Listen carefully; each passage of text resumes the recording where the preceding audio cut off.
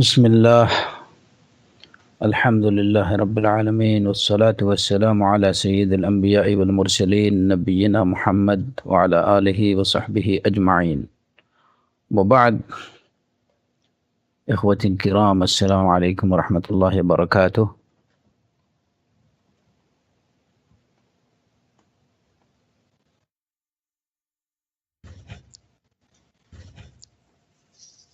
আমাদের আজকের আলোচনা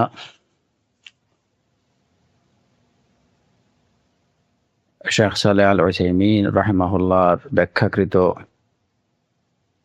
এবং ইমাম ইবনে কুদামা রাহিমাহুল্লাহ সংকলিত লুমাতুল ইতিকাদ থেকে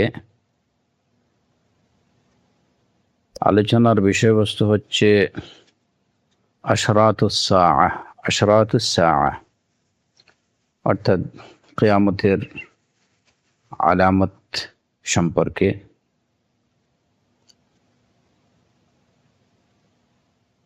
এবং এই বিষয়টাকে তিনি নিয়ে আসছেন ঈমান বিল গায়ব বা অদৃশ্য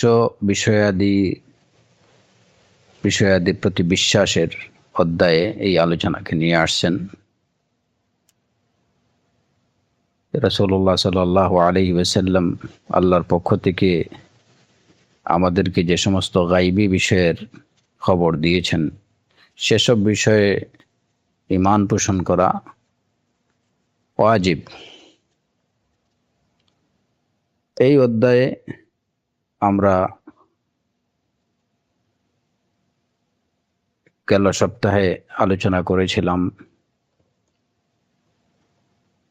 মুসা আলাইহিস সালাতু ওয়াস সালাম কর্তৃক মালাকুল মউতকে আঘাত করার বিষয়ে, এবং এরপরে ইমাম ইবনে কুদামা রাহিমাহুল্লাহ ঈমান বিল গায়ব বা অদৃশ্য বিষয়াদির প্রতি বিশ্বাস পোষণের অধ্যায়ে তিনি আশরাতুস সাআহ বা কিয়ামতের আলামত সমূহের আলোচনা করেছেন। এবং সেই কিয়ামতের আলামতের মধ্যে তিনি কয়েকটি আলামত উল্লেখ করেছেন। এর মধ্যে বিশেষ কয়েকটি আলামত তিনি উল্লেখ করেছেন। এর মধ্যে একটা হচ্ছে দাজ্জালের বহিঃপ্রকাশ, তারপরে ঈসা আলাইহিস সালাতু ওয়াস সালামের অবতরণ, এবং এরকম আরো কয়েকটা। আশরাতুস সাআহ, কিয়ামতের আলামত,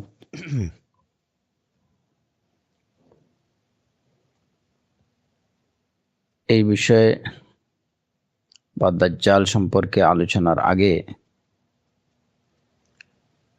প্রথমত কিয়ামতের আলামত সম্পর্কে সামগ্রিকভাবে একটা ধারণা আমাদের রাখা উচিত। কিয়ামতের আলামত বলতে আমরা কি বুঝি, এগুলো কত প্রকার,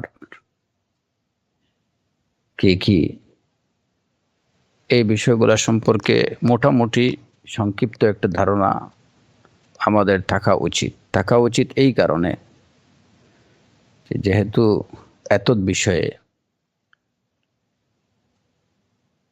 অনেক ধরনের ভুল ব্যাখ্যা এবং বিভ্রান্তির ছড়াছড়ি প্রায়শই দেখা যায়। কিয়ামতের আলামত সম্পর্কে বিভিন্ন ধরনের ভুল তথ্য, ভুল ব্যাখ্যা, ভুল মন্তব্য, বানোয়াট গল্পগুজব, এগুলার ছড়াছড়ি যেমন বিভিন্ন ধরনের বই, লিফলেট, ইন্টারনেট, এসবে দেখা যায়। যে কারণে অনেক মুসলমানরা বিভ্রান্ত হয়ে পড়েন এবং সত্য সম্পর্কে, প্রকৃত অর্থে কিয়ামতের আলামত কি বা প্রকৃত পক্ষে আশরাতুস সাআহ গুলো কি এগুলো এবং সেগুলোর রূপরেখা কেমন, প্রকৃত ধারণা থেকে তারা দূরেই থেকে যান এবং সেই বানোয়াট গল্পগুজবগুলোকেই তারা সত্য বলে মনে করেন, কিংবা এই ভুল ব্যাখ্যাগুলোকেই তারা সত্য বলে মনে করেন, এবং এতে করে অনেক ধরনের সমস্যা দেখা দেয়। সমস্যাগুলো কি তৈরি হয় সেটা নিয়ে আলোচনা করব কিছুটা ইনশাআল্লাহ। তো প্রথমত এই কারণেই আমাদের আলামতে কিয়ামত সম্পর্কে কোরআন এবং সহিহ সুন্নাতে বর্ণিত যে আলামতগুলো আছে ওগুলো সম্পর্কে আমাদের সুস্পষ্ট ধারণা রাখা আবশ্যক, নতুবা ওই ভুল ভ্রান্তি থেকে বা মিথ্যা তথ্য থেকে বেঁচে থাকা কঠিন হবে।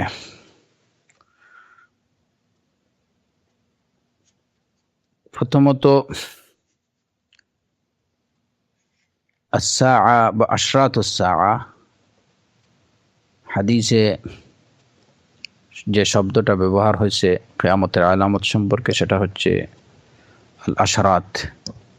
আশরাত আশরাত হচ্ছে, আশরাতের অর্থ হচ্ছে আলামা বা নিদর্শন। আলামত বা নিদর্শনকে আশরাত বলা হয়, শর্ত বলা হয়, এবং এর বহুবচন হচ্ছে আশরাত। আশরাতুস সাআ মানে কি? আলামাতুস সাআ। আশরাতুস সাআ, সাআতের আলামত সমূহ, সাআতের নিদর্শন সমূহ, আলামাতুস সাআ। সাআ সাআ বলা হয় কিয়ামতকে, যদিও শাব্দিক অর্থে সাআ, আরবিতে সাআ বলা হয় ঘড়ি, সাআ বলা হয় সময়কে, সাআ বলা হয় ঘন্টাকে। শরীয়তের পরিভাষায় আস-সাআ বলতে কিয়ামতকে বোঝায়। ইয়াসআলুনাকা আনিস সাআ, আপনাকে তারা সাআ সম্পর্কে জিজ্ঞেস করে, মানে কিয়ামত সম্পর্কে জিজ্ঞেস করে।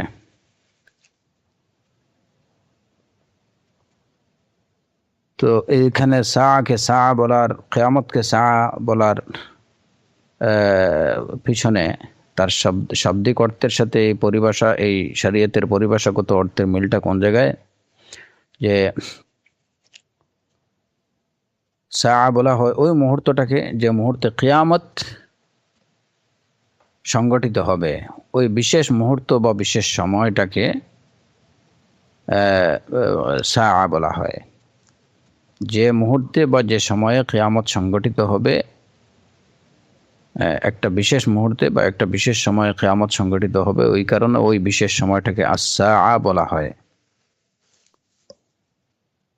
কারণ হঠাৎ করে মানুষের এই যে কিয়ামতটা হঠাৎ করেই বা হঠাৎ এক মুহূর্তে এই কিয়ামত সংগঠিত হবে। সমগ্র সৃষ্টি জগৎ সেই সিঙ্গার ফুৎকার শুনে মৃত্যুবরণ করবে।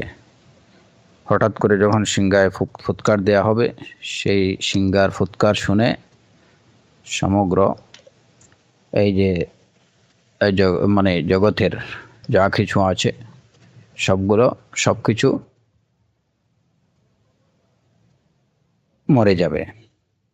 তো সেই হঠাৎ করে আসা সেই মুহূর্তটাই হচ্ছে আল কিয়ামাহ বা আস-সাআ।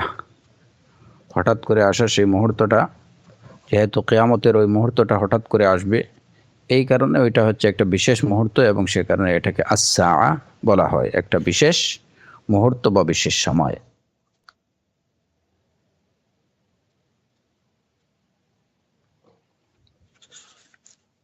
তো এখানে দুইটা বিষয় আমরা পেলাম, একটা হচ্ছে আশরাত মানে হচ্ছে আলামত বা নিদর্শন সমূহ, আর আরেকটা হচ্ছে আস-সাআ মানে একটা বিশেষ মুহূর্ত। আর সেই বিশেষ মুহূর্ত বলতে কিয়ামতের সেই বিশেষ মুহূর্তকেই বোঝায়, এবং সেই অর্থে কিয়ামতকে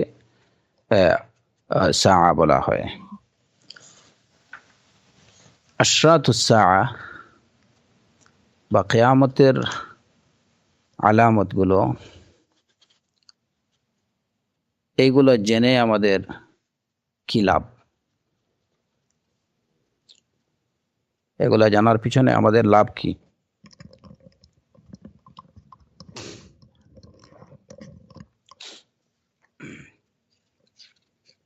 এগুলা জানার পিছনে অনেকগুলো লাভ মুমিনের জন্য রয়েছে, এবং তন্মধ্যে একটি হলো যে যখন একজন মুমিন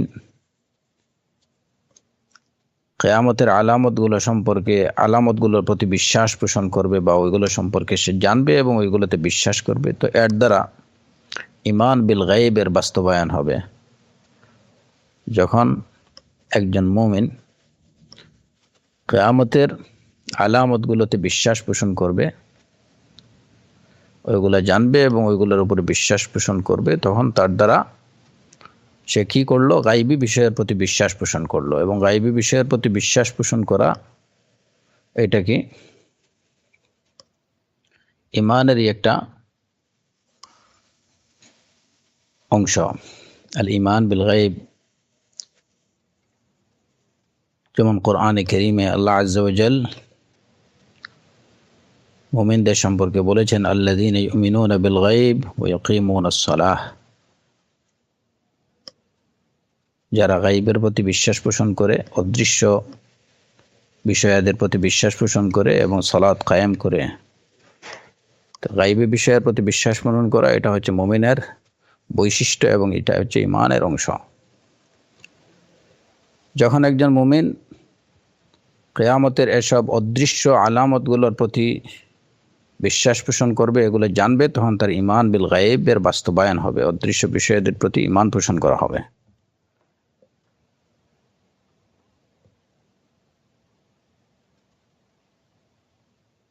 ঈমান বিল গায়ব পোষণ ছাড়া, গায়বী বিষয়ের প্রতি ঈমান পোষণ ছাড়া একজন মুমিন হতে পারবে না, ঈমানদার হতে পারবে না। আবু হুরায়রা রাদিয়াল্লাহু আনহু থেকে বর্ণিত হাদিস, রাসূলুল্লাহ সাল্লাল্লাহু আলাইহি ওয়াসাল্লাম বলেছেন, তো এটা সহিহ বুখারী এবং সহিহ মুসলিমের হাদিস, উমিরতু আন উকাতিলান নাস হাত্তা ইয়াশহাদু আল্লা ইলাহা ইল্লাল্লাহ ওয়া ইউমিনু বি ওয়া বিমা জিতু বিহি فإذا فعلوا ذلك عصموا مني دماءهم وأموالهم إلا بحقها وحسابهم على الله। রাসূলুল্লাহ সাল্লাল্লাহু আলাইহি ওয়াসাল্লাম বলেছেন যে আমাকে নির্দেশ দেওয়া হয়েছে যে আমি যেন ততক্ষণ পর্যন্ত মানুষের সাথে যুদ্ধ করি, মানুষের বিরুদ্ধে যুদ্ধ করি, যতক্ষণ না তারা এই শাহাদা প্রদান করবে যে আল্লাহ ব্যতীত আর সত্য কোনো মাবুদ নেই, এবং যতক্ষণ না পর্যন্ত তারা আমার প্রতি বিশ্বাস পোষণ করবে এবং আমি যা নিয়ে এসেছি, অবিমা জিতু বিহি, এটি হচ্ছে কথা যে রাসূলুল্লাহ সাল্লাল্লাহু আলাইহি ওয়াসাল্লাম যা নিয়ে এসেছেন, যত সব বার্তা তিনি আল্লাহর পক্ষ থেকে নিয়ে এসেছেন, সে সবগুলোতে যতক্ষণ পর্যন্ত একজন লোক বিশ্বাস পোষণ না করবে, ততক্ষণ পর্যন্ত তার বিরুদ্ধে যুদ্ধ করতে রাসূলুল্লাহ সাল্লাল্লাহু আলাইহি ওয়াসাল্লামকে নির্দেশ দেওয়া হয়েছে। রাসূলুল্লাহ সাল্লাল্লাহু আলাইহি ওয়াসাল্লাম যে বিষয়গুলো আল্লাহর পক্ষ থেকে নিয়ে এসেছেন, সেগুলোর মধ্যে হতে এই আশরাতুস সাআ বা কিয়ামতের বর্ণনাগুলো এর অন্তর্ভুক্ত। অতএব কেউ যদি কিয়ামতের সহিহ হাদিস দ্বারা প্রমাণিত কিংবা কোরআনে কারীম দ্বারা প্রমাণিত বা বিশুদ্ধ সুন্নাহ দ্বারা প্রমাণিত আশরাতুস সাআর কোনো কিছুকে অস্বীকার করে, তাহলে সে মুমিন হতে পারবে না। মুমিন হতে হলে অবশ্যই এইসব, যদিও ওই বিষয়গুলো কিয়ামতের ওই আলামতগুলো তার সামনে এখনো দৃশ্যমান হয়নি, সে দেখতে পায়নি, তথাপি এগুলোর প্রতি বিশ্বাস পোষণ তাকে করতেই হবে।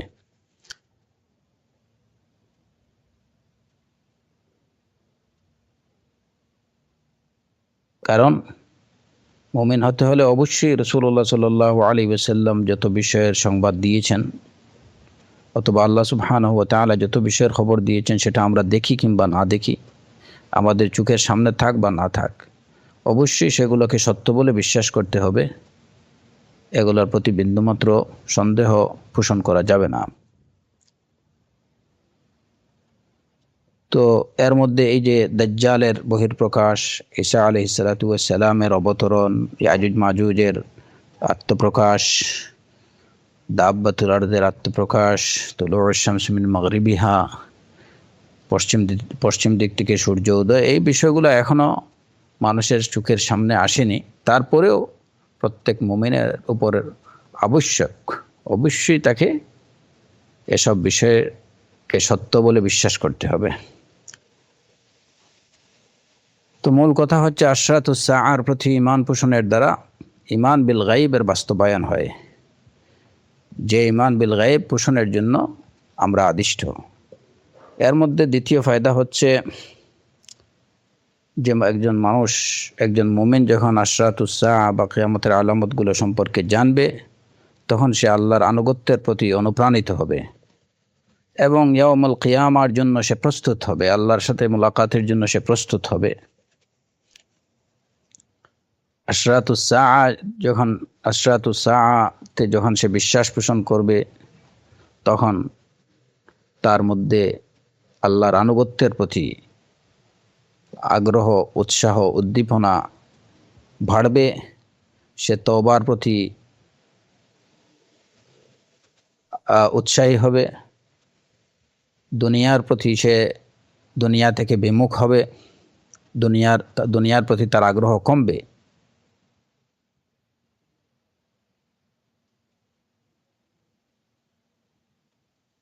এই বিষয়গুলো হচ্ছে আশরাতুস সাআ বা কিয়ামতের আলামতগুলো সম্পর্কে জানার ফায়দা। মানে কি, যখন একজন মুমিন কিয়ামতের আলামতগুলো সম্পর্কে জানবে, এগুলোতে বিশ্বাস করবে, তখন দুনিয়ার প্রতি তার মোহ কেটে যাবে, আখিরাতের প্রতি, আল্লাহর প্রতি তার শৌক বাড়বে, আল্লাহর আনুগত্য করতে সে অনুপ্রাণিত হবে, সে তওবা করবে, সে ইস্তিগফার করবে। আমরা আশরাতুস সাআ সম্পর্কে জানার দ্বিতীয় ফায়দা সম্পর্কে বলছিলাম, যে সেটা হচ্ছে যে এর দ্বারা মুমিনের আল্লাহর আনুগত্যের প্রতি তার উৎসাহ, সে অনুপ্রাণিত হয়, তওবার প্রতি আগ্রহ বাড়ে, আর দুনিয়ার প্রতি আগ্রহ কমে। মোট কথা, সে আল্লাহর দিকে আরো বেশি ধাবিত হয়। যখন সে আশরাতুস সাআ সম্পর্কে জানবে, সে যখন জানতে পারবে যে দুনিয়া একসময় ধ্বংস হয়ে যাবে, তাকে আল্লাহর সম্মুখে দাঁড়াতে হবে, তখন সে আখিরাতের প্রতি আগ্রহী হবে, দুনিয়ার প্রতি তার মহাব্বা বা দুনিয়ার প্রতি তার লোভ এগুলা কমবে। এবং এই বিষয়টা রাসূলুল্লাহ সাল্লাল্লাহু আলাইহি ওয়াসাল্লামের হাদিস থেকেই প্রমাণিত, সহিহ বুখারী এবং মুসলিমের হাদিস, যে এক রাতে রাসূলুল্লাহ সাল্লাল্লাহু আলাইহি ওয়াসাল্লাম হঠাৎ তিনি জেগে উঠলেন এবং বললেন, ওয়াইলুন লিল আরব মিন শাররিন কাদ ইকতারাব, আল ইয়াউম ফুতিহা মিন সাদ্দি ইয়াজুজ ওয়া মাজুজ। সহিহ বুখারী এবং মুসলিমের হাদিস। এক রাতে হঠাৎ করে রাসূল সাল্লাল্লাহু আলাইহি ওয়াসাল্লাম জেগে উঠে বললেন যে ওয়াইলুন লিল আরব মিন শাররিন কাদ ইকতারাব, যে আরবের ধ্বংস হোক, একটা অনিষ্ট একদম সন্নিকটে তাদের। আজ ইয়াজুজ এবং মাজুজের প্রাচীরের মধ্যে ছিদ্র হয়ে গেছে। ফুতিহা মিন সাদ্দি ইয়াজুজ মাজুজ, ইয়াজুজ এবং মাজুজের তাদের যে প্রাচীর দিয়ে তাদেরকে ঢেকে রাখা হয়েছে, আবদ্ধ করে রাখা হয়েছে, সেই প্রাচীরটা ছিদ্র হয়ে গেছে কিংবা ওইটা খুলে গেছে। এরপরে রাসূলুল্লাহ সাল্লাল্লাহু আলাইহি ওয়াসাল্লাম বললেন, আইকিযু সাওয়াহিবাল হুজর ইউসাল্লিন, ঘরে যারা আছে তাদেরকে জাগিয়ে তুলো, তারা যেন সালাত পড়ে।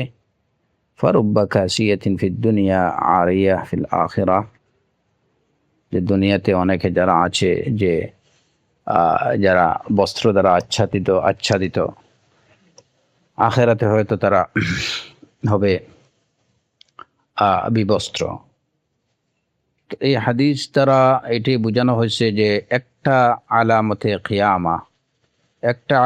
কিয়ামা প্রকাশ পেয়ে গেছে জেনে রাসূলুল্লাহ সাল্লাল্লাহু আলাইহি ওয়াসাল্লাম বললেন, আইকিজু সাওয়াহিবাল হুজরি ইউসাল্লিন, যে ঘরে যারা আছে তাদেরকে জাগিয়ে তুলো, তারা যেন সালাত পড়ে।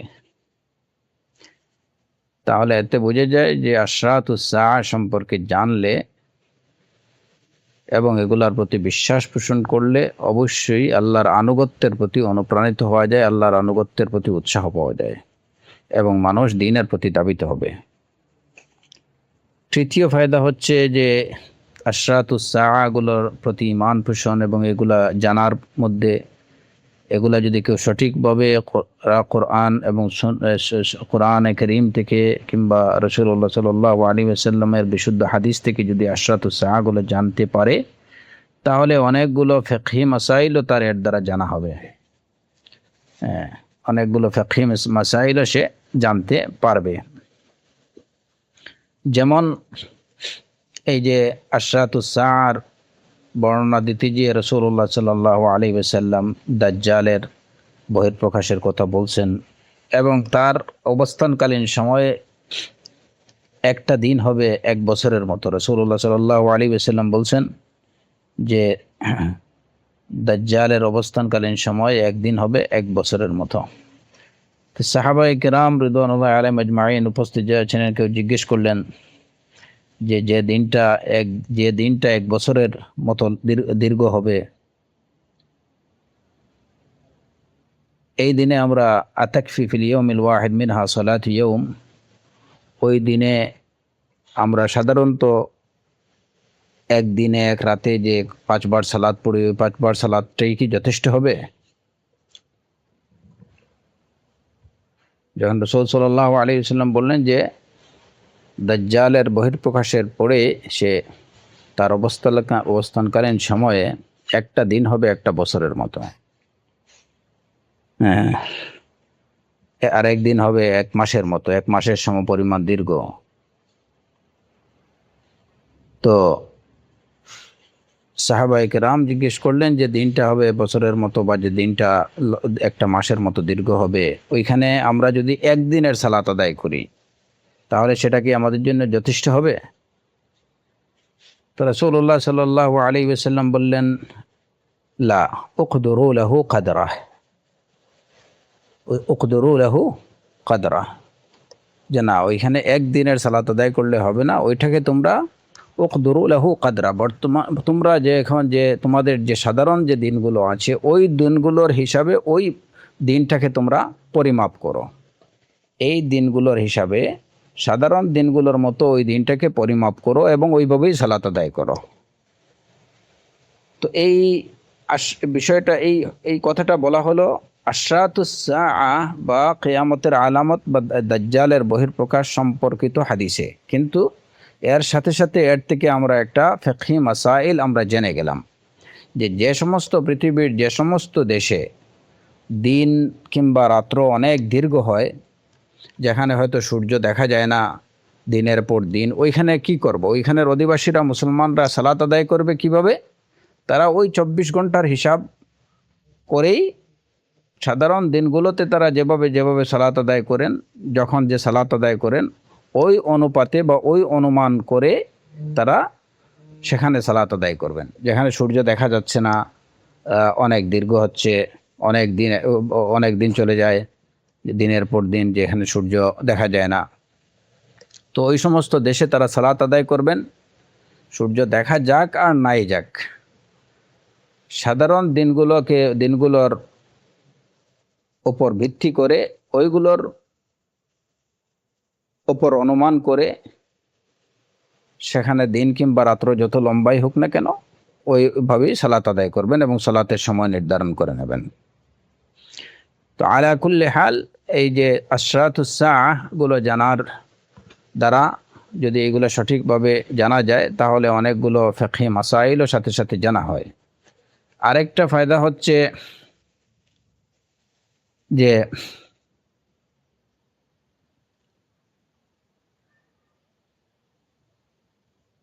যখন আমরা কিয়ামতের আলামতগুলো সম্পর্কে জানতে পারবো, তখন যদি এই আলামতগুলোর কোনো কিছুর মুখোমুখি আমরা হই, তাহলে তখন আমরা কিভাবে এটাকে শরিয়া অনুযায়ী আমরা ডিল করতে পারবো, সে বিষয়গুলো কিভাবে আমরা ডিল করব, সে বিষয়টা আমরা জেনে নিতে পারবো।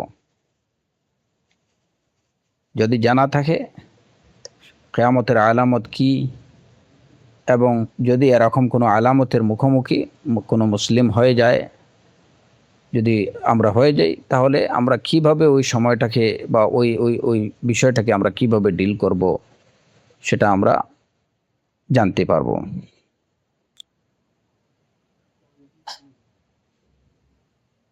এবং আরেকটা ফায়দা হচ্ছে, যখন একজন মুমিন বা মুসলিম কিয়ামতের আলামতগুলো সম্পর্কে জানবে, তখন সে মানসিকভাবে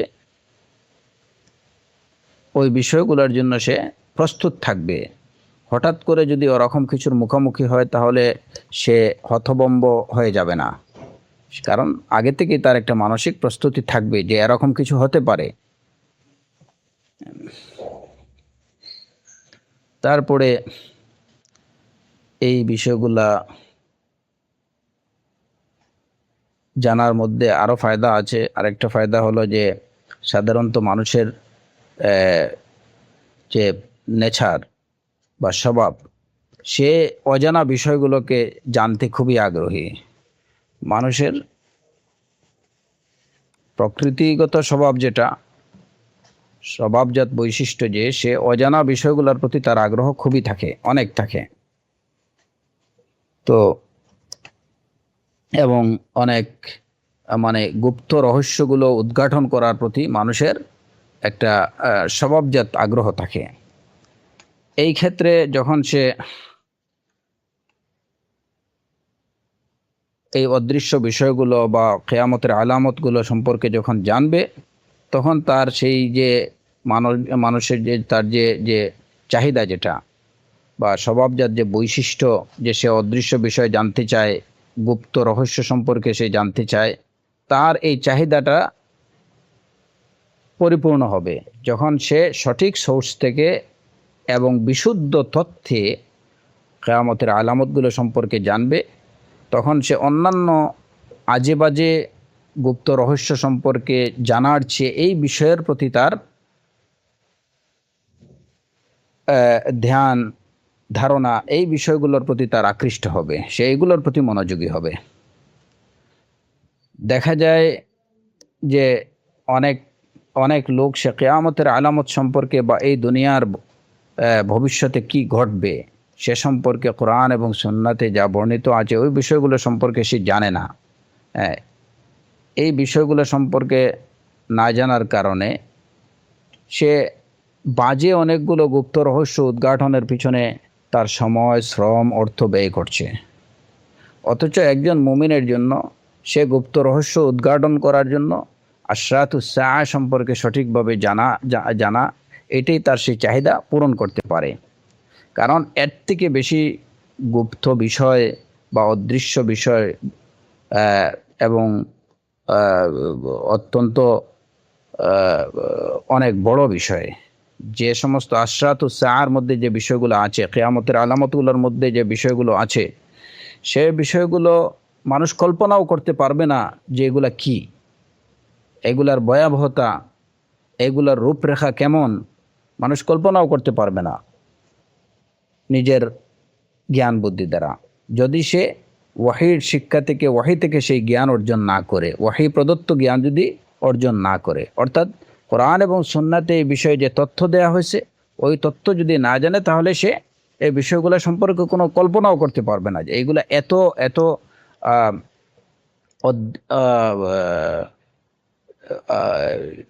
গোপনীয় বিষয় কিংবা অকল্পনীয় বিষয়। আল্লাহ সুবহানাহু ওয়া তাআলা তার রাসূল সাল্লাল্লাহু আলাইহি ওয়াসাল্লামের মাধ্যমে সেই আলামাতুস সাআর অনেকগুলোই আমাদেরকে জানিয়ে দিয়েছেন। তো একজন মুসলিম, একজন মুমিন যখন ওই বিষয়গুলো জানতে পারবে, তখন এই যে গুপ্ত রহস্য সম্পর্কে জানা বা অজানা বিষয়ে জানার প্রতি মানুষ যে বাজেভাবে নিজের সময়, শ্রম, অর্থ নষ্ট করছে, ওইগুলা থেকে সে কাজের কাজ, এই একটা মূল্যবান জ্ঞানের প্রতি সে মনোযোগী হবে, যে জ্ঞান থেকে আখিরাতের প্রতি এবং আল্লাহর প্রতি ধাবিত করবে। হ্যাঁ, তো এই যে দেখা যায় যে যে সমস্ত বিভিন্ন কল্পকাহিনী যারা রটনা করে, তারা মানুষের কিন্তু আসলে ওই স্বভাবজাত আগ্রহ, যেটা যে মানুষের স্বভাবজাত বৈশিষ্ট্য, সে অজানা বিষয় জানতে চায়। আর এই সুযোগেই প্রতারকরা, গুজব রটনাকারীরা এবং কাল্পনিক উপন্যাস, তারপরে ওই যে বিভিন্ন ওই যে কি বলা হয় এটাকে, থ্রিলিং বা এ ধরনের বিভিন্ন বিষয় রচনা করে তারা মানুষের সেই চাহিদার যোগান দেয়। এবং এতে করে একজন মুমিন বা একজন মুসলিম, সে যেভাবে আল্লাহ থেকে বিপদগামী হয়, তার সময়, শ্রম, অর্থের অপচয় হয়, এবং সবচেয়ে বড় জিনিস হলো যে সে একটা বাজে ধারণা এবং যে ভিত্তিহীন, কাল্পনিক, কেবলমাত্র কাল্পনিক, যেগুলোর কোনো অস্তিত্ব নেই এবং যেগুলো হয়তো ঘটবেই না, এরকম বিষয়গুলোর পিছনে নিজের সময়, শ্রম নষ্ট করে। যেমন এই যে বাচ্চারা বলেন কিংবা বুড়ো, হ্যাঁ, শিশু, যুবক, বৃদ্ধ, সবাই দেখা যায় যে অনেক সময় এই যে বিভিন্ন ধরনের মুভি, এই ইহুদিরা বিভিন্ন ধরনের মুভি তৈরি করে সেগুলো তারা দেখায়। বাচ্চা, বুড়ো, যুবক সবাই খুব মনোযোগ দিয়েই অনেকেই দেখে, এরকম অনেক লোক আছে। ওইখানে যে বিষয়গুলো উপস্থাপন করা হয়, দেখা যায় যে এগুলার কোনো অস্তিত্বই নেই, একদম সম্পূর্ণ বানোয়াট এবং কাল্পনিক। হ্যাঁ, সম্পূর্ণ বানোয়াট এবং কাল্পনিক। এইগুলা হচ্ছে শায়াতিন মিনাল জিন্নি ওয়াল ইনস, যেগুলা তাদের কাজ। ইউহি বা'দুহুম ইলা বা'দিন যুখরুফাল কওল, যুখরুফাল কওলি গুরুরা, মানুষকে প্রতারিত করার জন্য, বিভ্রান্ত করার জন্য তারা কথাবার্তা, এগুলা বানোয়াট কথাবার্তা রটনা করে, রচনা করে, একজন আরেকজনকে বলে বেড়ায়, মানুষকে এইসব বিষয় দেখায়। অথচ এই জায়গায় এসবের পরিবর্তে যেমন দেখা যায় যে আমি শুনছি অনেকগুলো মুভিতেই নাকি এরকম অনেকগুলো ভয়ঙ্কর জীব জানোয়ারের ছবি দেখানো হয়, যেগুলো একদমই কাল্পনিক। তো এইগুলার পরিবর্তে যদি একজন মুসলিম শুধুমাত্র এইটুকু জানে যে সুন্নাহর মধ্যে রাসূলুল্লাহ সাল্লাল্লাহু আলাইহি ওয়াসাল্লাম বলে গেছেন যে খুরুজ দাব্বা, দাব্বাতুল আরদ, একটা প্রাণী বের হবে কিয়ামতের আগে, দাজ্জাল আত্মপ্রকাশ করবে, ইয়াজুজ মাজুজ বের হবে, এই বিশুদ্ধ কথাগুলো, বিশুদ্ধ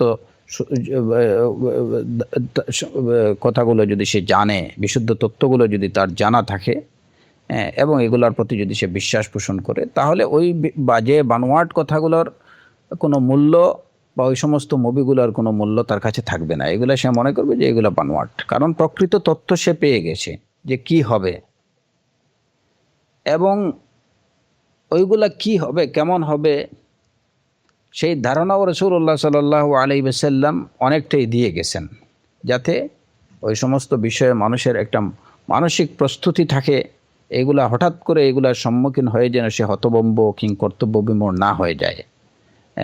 অতএব ওই সমস্ত পিকচারগুলো, মানে এই বিষয়গুলোর একটা স্পষ্ট ধারণা, পিকচার বলতে ওই বিষয়গুলোর একটা স্পষ্ট ধারণা রাসূলুল্লাহ সাল্লাল্লাহু আলাইহি ওয়াসাল্লাম আল্লাহ সুবহানাহু ওয়া তাআলার পক্ষ থেকে আমাদেরকে জানিয়ে গেছেন। আমাদের জন্য নিজেদের এই আগ্রহ, অদৃশ্য বিষয় জানার, অজানা বিষয় জানার আগ্রহ মেটানোর জন্য এগুলোই যথেষ্ট। এই হচ্ছে আশরাতুস সাআ সম্পর্কে জানার এবং এগুলোর প্রতি বিশ্বাস পোষণের পিছনে যে ফায়দাগুলো, সেই ফায়দাগুলোর কিছুটা এই জায়গাতে আমরা উল্লেখ করলাম। এরপরে যে বিষয়টা আমাদের জানা দরকার, যে আশরাতুস সাআ বা কিয়ামতের আলামতগুলো, যেগুলা কোরআনে কারীমে কিংবা রাসূলুল্লাহ সাল্লাল্লাহু আলাইহি ওয়াসাল্লামের সুন্নাতে বিশুদ্ধভাবে বর্ণিত আছে, ওই বিষয়গুলোকে আমরা কিভাবে, এই বিষয়গুলোকে আমরা কিভাবে মেনে নেব? আশরাতুস সাআ যেগুলো কোরআন এবং সুন্নাতে বর্ণিত আছে ওগুলোকে আমরা কিভাবে মেনে নেব বা ওইগুলোর বিষয়ে আমাদের করণীয় কি। আশরাতুস সাআর প্রতি আমাদের বিশ্বাস কেমন হবে, ওইগুলোর প্রতি আমাদের করণীয় কি।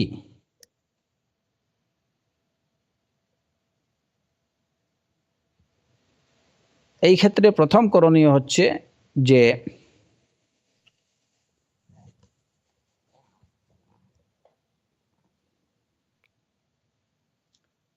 কোরআন এবং সুন্নাহর কিয়ামতের আলামতগুলো সম্পর্কে কোরআন এবং সুন্নাহর তথ্যের উপরেই নির্ভর করা, এর বাইরে অন্য কোনো তথ্য থেকে এই বিষয়গুলো জানার কিংবা শোনার চেষ্টা আদৌ না করা।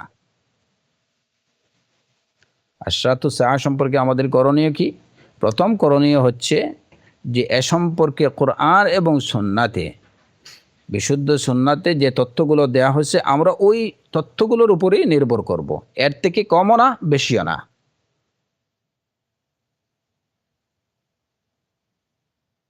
অর্থাৎ আশরাতুস সাআ সম্পর্কে কোরআন এবং সুন্নাহর বাইরে কোনো কথা আমরা বলতে যাব না।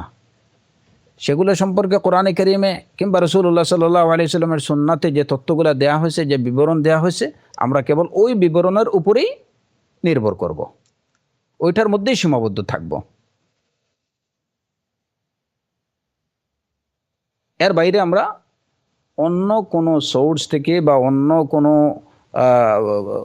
কিছু থেকে আশরাতুস সাআ সম্পর্কে জানতে যাব না কিংবা আশরাতুস সাআ সম্পর্কে কোনো কথা বলতে যাব না। যা আছে কোরআনে কিংবা যা আছে সহিহ সুন্নাতে সেটাই আমাদের জন্য যথেষ্ট। কারণ এই আশরাতুস সাআ এগুলো হচ্ছে উমুর গায়বিয়া, অদৃশ্য বিষয় বা গায়বী বিষয়, এবং গায়বী বিষয়ের জ্ঞান আল্লাহ সুবহানাহু ওয়া তাআলা ছাড়া অন্য কেউ রাখে না। এবং আল্লাহ সুবহানাহু ওয়া তাআলা এই গায়বী বিষয়ের যে জ্ঞানগুলো তিনি, যে গায়বী বিষয়ের যে বার্তাগুলো তিনি রাসূল সাল্লাল্লাহু আলাইহি সাল্লামের কাছে পৌঁছেছেন, হ্যাঁ, এবং রাসূল সাল্লাল্লাহু আলাইহি সাল্লাম থেকে রাসূল সাল্লাল্লাহু আলাইহি সাল্লাম তার উম্মতকে যে বিষয়গুলো জানিয়েছেন, এটা ঠিক ততটুকুর মধ্যেই সীমাবদ্ধ থাকতে হবে।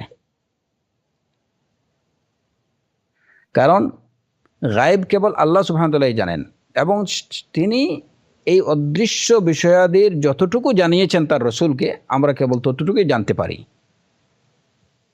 কুল লা ইয়ালামু মান ফিস সামাওয়াতি ওয়াল আরদ আল গায়বা ইল্লাল্লাহ ওয়া মা ইয়াশউরুনা আইয়ানা ইউবআসুন। কোরআনে কারীমে আল্লাহ আযজা ওয়া জাল বলছেন যে আপনি বলুন হে নবী, লা ইয়ালামু মান ফিস সামাওয়াতি ওয়াল আরদ আল গায়ব ইল্লাল্লাহ, আল্লাহ ব্যতীত জমিন এবং আসমানে যারা আছে কেউই গায়েব সম্পর্কে জানে না।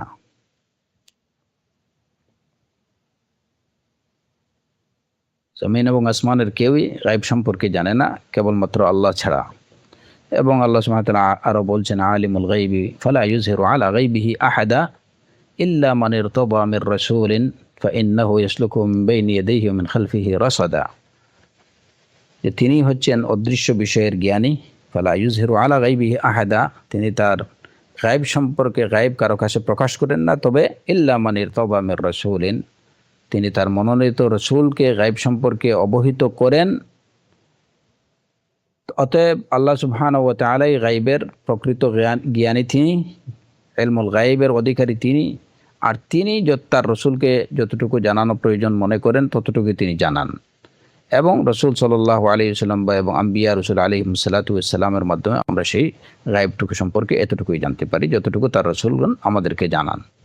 অতএব আশরাতুস সাআ এটা হচ্ছে গায়বী বিষয়। এ বিষয়ে কেবলমাত্র আল্লাহ প্রদত্ত বা ওয়াহি প্রদত্ত তত্ত্বের উপরেই নির্ভর এবং সীমাবদ্ধ থাকতে হবে, এর বাইরে যাওয়া যাবে না। আশরাতুস সাআ সম্পর্কে এটা হচ্ছে প্রথম করণীয়।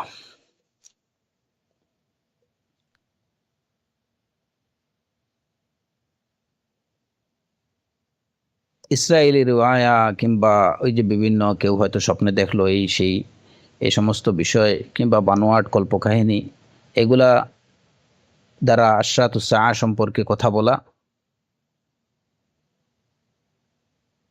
এটা কোনোভাবেই ঠিক না, এবং এগুলোতে বিশ্বাস করাও হারাম।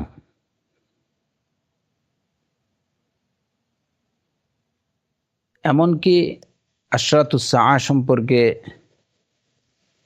যে হাদিসগুলো বর্ণিত আছে, ওই হাদিসগুলো যদি বিশুদ্ধ না হয়, এগুলোর সনদ যদি সহি না হয়, অত্যন্ত দুর্বল সনদে বর্ণিত যেগুলো আছে সেগুলো রাসূলুল্লাহ সাল্লাল্লাহু আলাইহি ওয়াসাল্লামের কথা বলা যাবে না যে রাসূল সাল্লাল্লাহু আলাইহি ওয়াসাল্লাম বলছেন।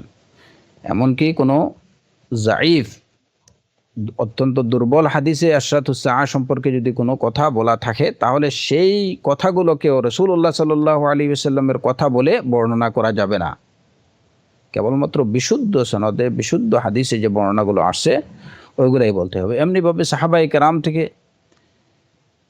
বিশুদ্ধভাবে বর্ণিত যে কথাগুলো আশরাতুস সাআ সম্পর্কে কিংবা অন্যান্য গায়বী বিষয় সম্পর্কে যে কথাগুলো আসছে, কেবলমাত্র ওইগুলোতেই আমরা বিশ্বাস করব।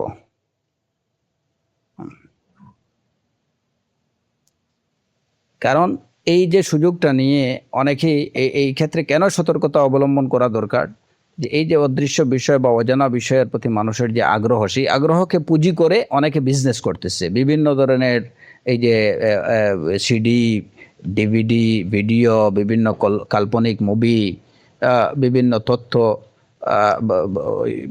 বই, লিফলেট, এগুলো প্রচার করতেছে। এগুলা হচ্ছে ওই সুযোগটাকে তারা কাজে লাগাচ্ছে নিজের বিজনেসের জন্য। সব বানোয়াট কাহিনী। অতএব ওইগুলোর প্রতি অবশ্যই কোনো রকম এইগুলোকে আমলে নেওয়া যাবে না এবং ওইগুলোকে অবশ্যই বর্জন করতে হবে।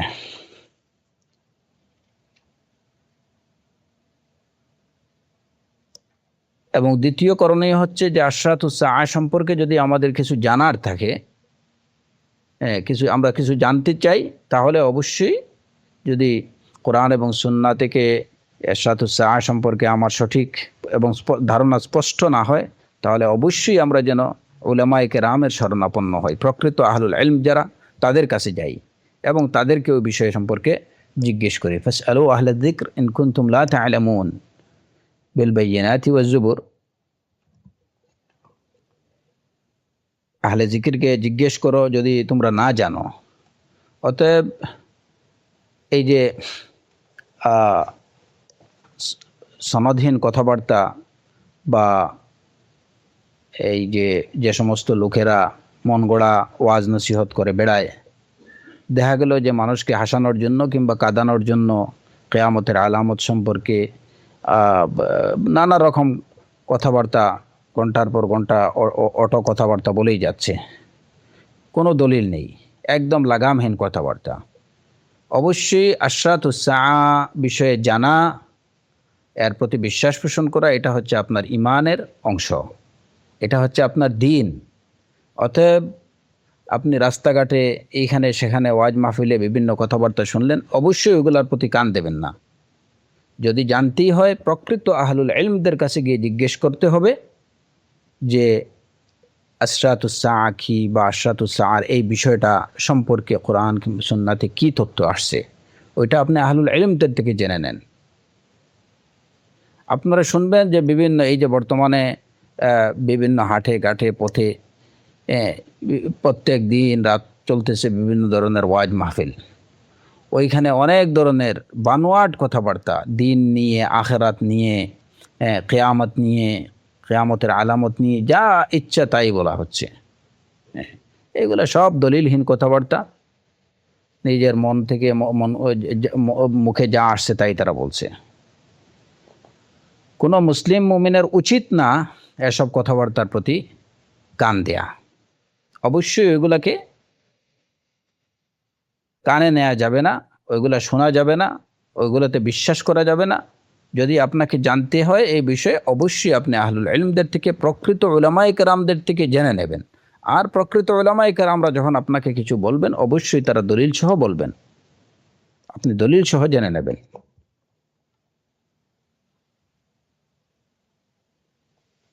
আশরাতুস, এই হচ্ছে দ্বিতীয়। তৃতীয় করণীয় হচ্ছে আশরাতুস সাআ সম্পর্কে, যে আপনি যদি আশরাতুস সাআ সম্পর্কে বা অজানা কোনো বিষয় সম্পর্কে, যেটা কোরআন এবং সুন্নাতে বর্ণিত হয়েছে, আখবার গায়বী বিষয়ের খবর, এইগুলা সম্পর্কে যদি আপনি কথা বলেন, তাহলে এমনভাবে কথা বলেন যেটা মানুষের বোধগম্য হয়, যেটা মানুষের বোধগম্য হয়। এইখানে সায়েন্টিফিক কথাবার্তা যেটা হয়তো মানুষ বুঝে না, হ্যাঁ, এরকম কথাবার্তা বলবেন না। আশরাতুস সাআ হাদিসে যেভাবে আসছে, কিয়ামতের আলামতগুলোর যে যে যে যে বিষয়টার বর্ণনা যেভাবে হাদিসে আসছে ওইভাবেই আপনি বর্ণনাটা মানুষকে বুঝান। এখানে নিজের পাণ্ডিত্য দেখানোর জন্য সেটাকে একদম সায়েন্টিফিক ব্যাখ্যা বর্ণনা যেগুলো সাধারণ মানুষের জ্ঞান বুদ্ধিতে ধরে না, এরকম কোনো ব্যাখ্যা বিশ্লেষণ দিতে যাবেন না। কারণ সুন্নাতের বর্ণনা যা আসছে সেটা সাধারণের জন্যই, এটা পণ্ডিতদের জন্য, মুসলমান পণ্ডিতের জন্য যেভাবে, জ্ঞানীদের জন্য যেরকম বোধগম্য, এটা সাধারণ মানুষের জন্য সেটা বোধগম্য। অতএব এর মধ্যে এটাই যথেষ্ট, সুন্নাহর বর্ণনাটাই যথেষ্ট। তো পাণ্ডিত্য দেখাতে গিয়ে এমন কোনো কথা এ সমস্ত বিষয়ে বলবেন না যে বিষয়টা মানুষের বুঝে আসে না, অবোধগম্য ভাষায় কথাবার্তা বলবেন না।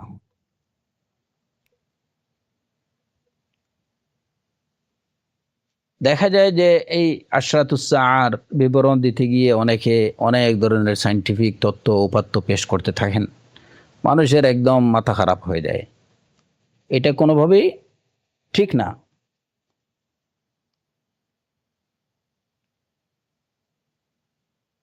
কারণ যখন কেউ একটা বিষয় বুঝতে পারবে না, তখন ওই বিষয়টার প্রতি তার একটা অনীহা তৈরি হবে, কিংবা অনেক ক্ষেত্রে দেখা যাবে সে ওইটাকে অস্বীকার করেই বসবে। আপনি একটা সহজ বিষয়কে নিজে কেবলমাত্র নিজের পাণ্ডিত্য প্রদর্শনের জন্য এমনভাবে এটা উপস্থাপন করলেন যে অনেকক্ষণ, ঘন্টা, 1 ঘন্টা 1.5 ঘন্টা ওই বিষয়ে শোনার পরে একজন মানুষের একদম মাথা খারাপ হয়ে গেল। তখন সে কি করবে? হয়তো এই সত্যটাকেই অস্বীকার করবে, যা এগুলো আমার মাথায় ধরে না, এগুলা নিয়ে এগুলো আমার কাজ নেই, এগুলো হয়তো সে অস্বীকার করে বসবে। কিংবা এই বিষয়গুলোর প্রতি তার একটা বিরক্তি তৈরি হবে। অথচ আশরাতুস সাআর বিষয়গুলো হচ্ছে এমন যেগুলো শুনলে পরে মানুষের দ্বীনের প্রতি মানুষ আগ্রহী হয়, আল্লাহর প্রতি উৎসাহী হয়। বিষয়গুলো হচ্ছে এরকম, কিন্তু আপনার ব্যাখ্যা শুনে হয়তো সে একদম বিরক্ত হয়ে গেল, কিংবা ওইটা তার মাথায় ধরলো না, তার কাছে অত্যন্ত কঠিন বিষয় মনে হলো, সে সেটাকে অস্বীকার করে বসলো, তাহলে হিতে বিপরীত হলো। অতএব এটা শুধুমাত্র আশরাতুস সাআ না, দ্বীনের যে কোনো বিষয়ে যখন কথা বলতে যাবেন তখন সেটা সহজ সরল ভাষায়, সহজ সরলভাবে, মানুষ যেভাবে সহজে বুঝে ওইভাবেই বলবেন। তো এই অসুবিধাটা বা এই সমস্যাটা আমরা দেখি যে অনেক দুআতদের মধ্যে, বা এই যে অনেক স্পিকারদের মধ্যে, নব্য অনেক স্পিকার যারা ওই নিজের পাণ্ডিত্য দেখাতে যেয়ে ওনারা বিভিন্ন ধরনের, বিভিন্ন আমেরিকান, ইউরোপিয়ান বিভিন্ন জার্নাল থেকে বিভিন্ন তথ্য, সায়েন্টিফিক তথ্য ওইগুলাকে উপস্থাপন করেন।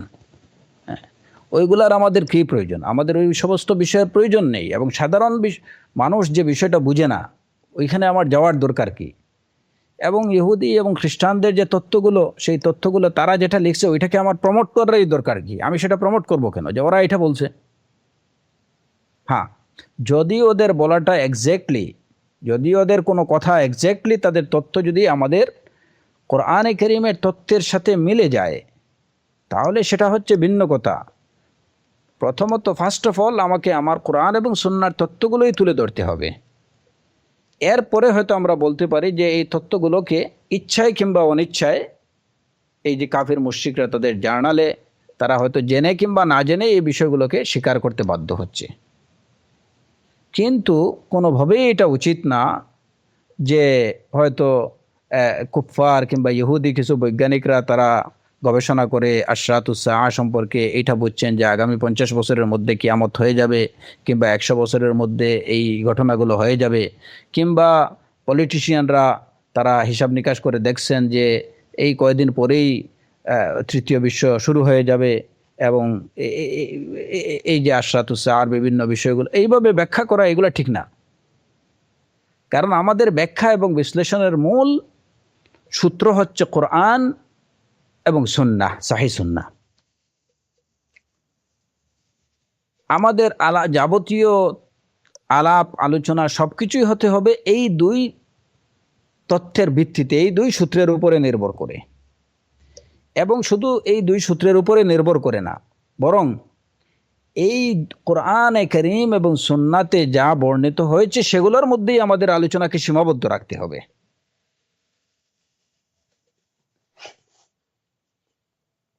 কোরআনে কারীম এবং সুন্নাতে এই বিষয়ে যে তথ্য দেওয়া হয়েছে সেগুলোর উপরেই আমাদের, বিশেষ করে আশরাতুস সাআর বিষয়ে ওই তথ্য এবং উপাত্তের উপরেই আমরা আমাদের সীমাবদ্ধ থাকতে হবে। কারণ বিষয়টা হচ্ছে সম্পূর্ণ গাইবী বিষয়। আশরাতুস সাআর বিষয়টা সম্পূর্ণ গাইবী বিষয়। গাইবী বিষয়ে নিজের থেকে কোনো কিছু অ্যাড করা, অদৃশ্য বিষয়ের জ্ঞান যতটুকু আল্লাহ সুবহানাহু ওয়া তাআলা তার রাসূলকে জানিয়েছেন, এর থেকে সামান্যতম বেশি জানার আমাদের কোনো উপায় নেই। অতএব এর থেকে সামান্য বেশি কথা বলার কোনো অধিকার কারো নেই।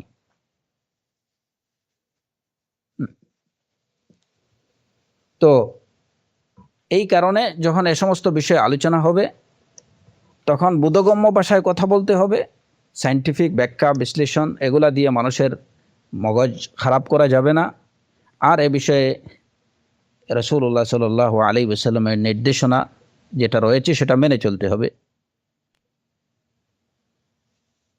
এর বাইরে যাওয়া যাবে না। যে ব্যাখ্যা দিয়েছেন রাসূলুল্লাহ সাল্লাল্লাহু আলাইহি ওয়াসাল্লাম ওইটার মধ্যেই সীমাবদ্ধ থাকতে হবে। অধিক পাণ্ডিত্য দেখানো, অবোধগম্য ভাষায় কথাবার্তা বলা, এটা বিশেষ করে দ্বীনের বিষয়ে এবং আরও বিশেষ করে গাইবী বিষয়ে সম্পূর্ণরূপে নিষিদ্ধ। আলী রাদিয়াল্লাহু আনহু থেকে বর্ণিত একটি আসার, তিনি বলেছেন, হাদ্দিসুন নাস বিমা ইয়ারিফুন, হাদ্দিসুন নাস বিমা ইয়ারিফুন, মানুষকে সেটাই বলো যেটা তারা জানে, যেটা তারা বুঝতে পারে। বিমা ইয়ারিফুন আতুহিব্বুনা আন ইউকাযযিবাল্লাহ ওয়া রাসূলাহ, তোমরা কি এটা পছন্দ করো যে তারা শেষে আল্লাহকে এবং রাসূলকে অস্বীকার করে বসে?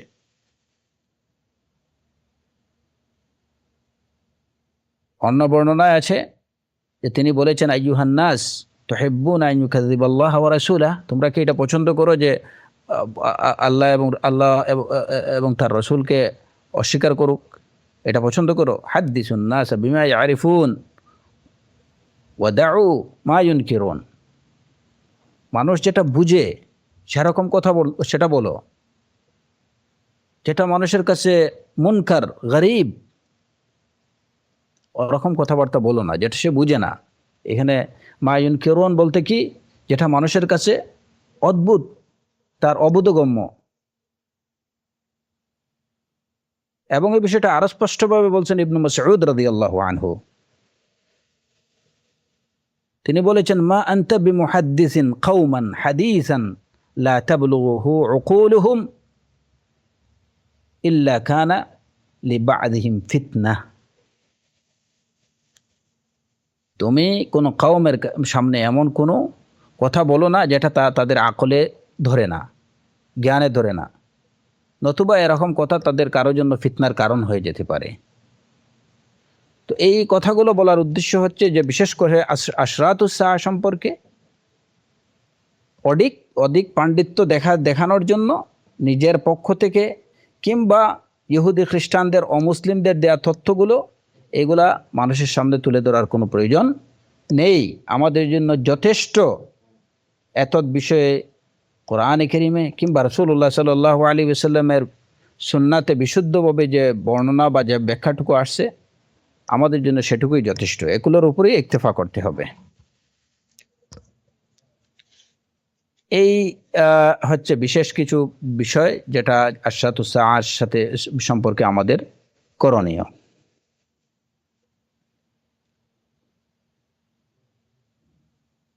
আরেকটা ইম্পর্ট্যান্ট বিষয় হচ্ছে যে এটা এর সাথেই সম্পৃক্ত যে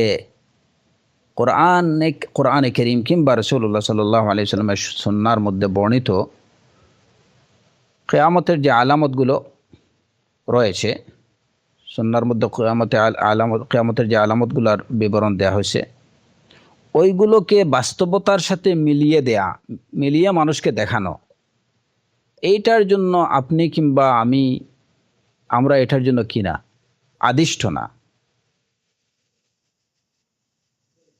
এই পয়েন্টটা বিশেষভাবে খেয়াল রাখতে হবে যে কোরআনে কারীমে কিংবা রাসূলুল্লাহ সাল্লাল্লাহু আলাইহি ওয়াসাল্লামের সুন্নাহর মধ্যে কিয়ামতের আলামত সম্পর্কে যে বিবরণ দেয়া হয়েছে, ওই আলামতগুলোকে যে এখন আমরা দেখিয়ে দেব আমাদের সমাজে এই আলামতগুলো কিভাবে, এই আলামতটা এটা কিভাবে অ্যাপ্লিকেবল, কিংবা এটা কিভাবে দৃশ্যমান হচ্ছে, দেখা যাচ্ছে, এই আলামতটা কিভাবে আমাদের সমাজে আত্মপ্রকাশ করছে, এইটাকে বাস্তবতার সাথে মিলিয়ে দেখানোর জন্য আমরা কিনা, এটা দেখানো আমার জন্য আবশ্যক না। তবে হ্যাঁ, যদি পুরাপুরি রাসূল সাল্লাল্লাহু আলাইহি সাল্লামের সুন্নাহর মধ্যে কিয়ামতের কোনো আলামতের যে বিবরণগুলো দেওয়া হচ্ছে, সেই আলামতগুলো যদি সম্পূর্ণরূপে কোনো বিষয়ের সাথে মিলে যায়, তাহলে সেটা তো অবশ্যই, সেটা আপনাকে দেখিয়ে দিতে হবে না, সেটা সবাই দেখবে, আর তখন আপনি দেখিয়ে দিতে পারবেন। কিন্তু তাছাড়া এমনিতেই যে বিষয়গুলো আছে, যে হয়তো অনেকগুলো বিষয় এটা হতে পারে বর্তমান বাস্তবতার সাথে এর মিল আছে, কিন্তু আমাকে এই মিলটা দেখিয়ে দেওয়ার জন্য কসরত করা, এটার কোনো প্রয়োজন নেই, বা এটা আমার জন্য আবশ্যক না। কারণ যদি হয় এরকম যে বিষয়টা আসলে যদিও ওই ঘটনাটার সাথে বা বর্তমান বাস্তবতার সাথে কিয়ামতের যে আলামতগুলো সুন্নাহর মধ্যে বর্ণিত হয়েছে এটার মিল আছে, কিন্তু এক্স্যাক্টলি এই বাস্তবতাটা কিয়ামতের ওই আলামত নাও হতে পারে। সুতরাং নিশ্চিতভাবে এটা বলে বা দেখিয়ে দেয়া, এই দেখেন রসুলের সাল্লাল্লাহু আলাইহি ওয়াসাল্লামের সুন্নাহর মধ্যে কিয়ামতের আলামত এইটা বলা হয়েছে, এবং এইটাই যে আমাদের সমাজে আমরা এই রূপে এটা দেখতেছি, এটাই হচ্ছে কিয়ামতের সেই আলামত। এটা ততক্ষণ পর্যন্ত আপনি বলতে পারবেন না যতক্ষণ না এর শতভাগ মিলে যাবে, নতুবা নিশ্চিতভাবে যে ওই আলামতটাই হচ্ছে এটা, সেটা বলা যাবে না।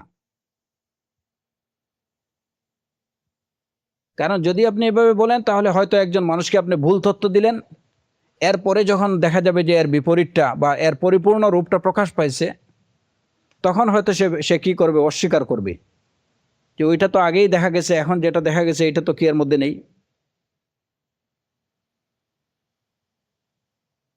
যে এই আলামতটা তো আগেই প্রকাশ পেয়ে গেল, এখন আবার প্রকাশ পাচ্ছে কেন? তাহলে হয়তো রাসূলুল্লাহ সাল্লাল্লাহু আলাইহি ওয়াসাল্লামের হাদিস এটা ঠিক না। কারণ একই আলামত হয়তো দেখা যাবে যে এটা বারবার প্রকাশ পাবে, এরকম তো নাও হতে পারে, সবগুলো আলামত এরকম না। যেমন মনে করেন যে মাহদী আলাইহিস সালাতু ওয়াস সালাম, মাহদী আলাইহিস সালামের আগমন, মাহদী তো একজনই হবেন। এখন কেউ হয়তো কি বলল যে হ্যাঁ, সব অন্যান্য সিমটমগুলো বলছে যে মাহদী মাহদী মাহদী আত্মপ্রকাশ করছেন বা তার আবির্ভাব হয়ে গেছে। এখন মাহদীর আবির্ভাব যদি হয়ে যায়, তাহলে তো ওনার আত্মপ্রকাশ করার কথা, একটা নির্দিষ্ট বয়সে এসে তিনি আত্মপ্রকাশ করার কথা, যেটা হাদিসে বর্ণিত আছে। এখন কেউ হয়তো আজকে থেকে 40 বছর আগে বলছে যে মাহদীর আবির্ভাব হয়ে গেছে, তাহলে এখন 40 বছর হয়ে গেল, তিনি এখন পর্যন্ত আসলেন না, তাহলে এই মিথ্যা তথ্য দেওয়া, মানুষকে বিভ্রান্ত করা,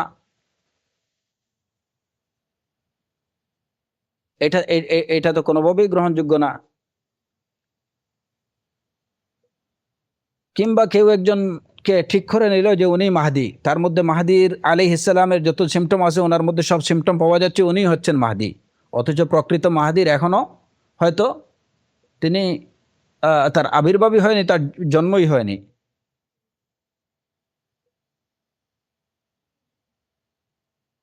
এতে করে এই যে তত্ত্বগুলো শতভাগ নিশ্চিত না হয়ে কোনো কিছু বলা, বিশেষ করে আশরাতুস সাআ সম্পর্কে, এটার মন্দ দিক হলো যে এর দ্বারা প্রথমত গায়বী বিষয় সম্পর্কে অ্যাডভান্স কথা বলার নামান্তর, যার কোনো হক কারণেই। দ্বিতীয় বিষয় হচ্ছে যে এর দ্বারা অনেক সময় মিথ্যা তথ্য দেয়া হয়, দিন সম্পর্কে বা কিয়ামতের আলামত সম্পর্কে মিথ্যা তথ্য দেয়া হয়। কেউ হয়তো বলল যে আবির্ভাব হয়ে গেছে মাহদী আলাইহিস সালামের, অথচ বাস্তবে হয়নি, সেটা মানুষকে প্রতারিত করা, মানুষকে বিভ্রান্ত করা হলো। কিংবা সত্যকে অস্বীকার করা হলো। যদি কেউ বলে যে মাহদীর আত্মপ্রকাশ করে নিয়েছেন, অথচ দেখা গেল যে আরো 40 বছর পরে উনি আত্মপ্রকাশ করলেন, তখন সে হয়তো যে কোনো একটাকে সে অস্বীকার করতেই হবে তাকে।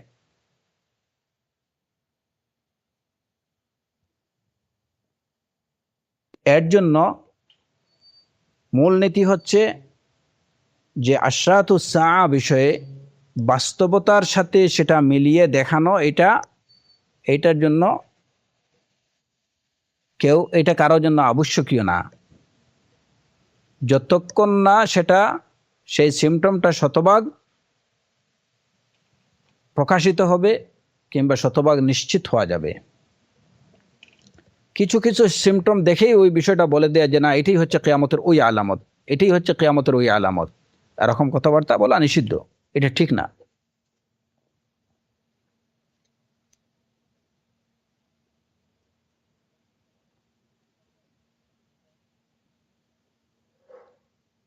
তবে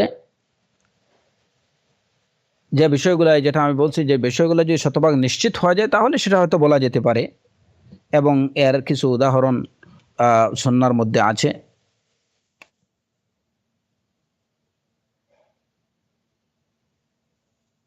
যেমন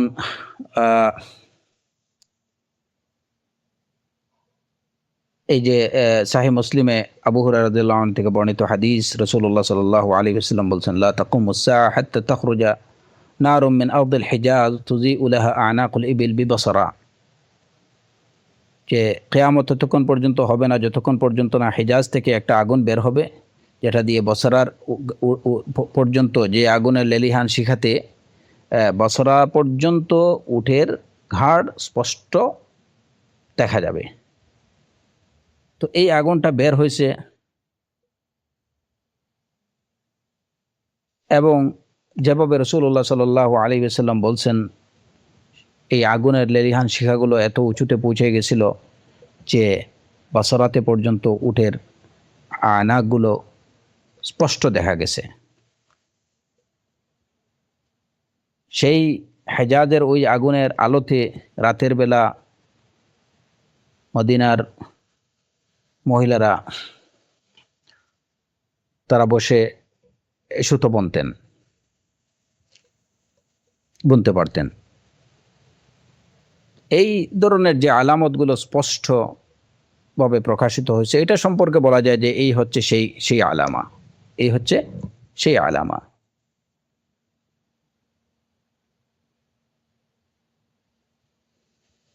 এরপরে যেমন এই যে এই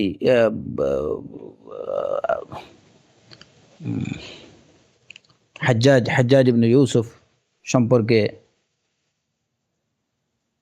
আসমা বিনতে আবি বকর রাদিয়াল্লাহু আনহু বলছিলেন যে এই হচ্ছে সেই আল মুবির। মুবির মানে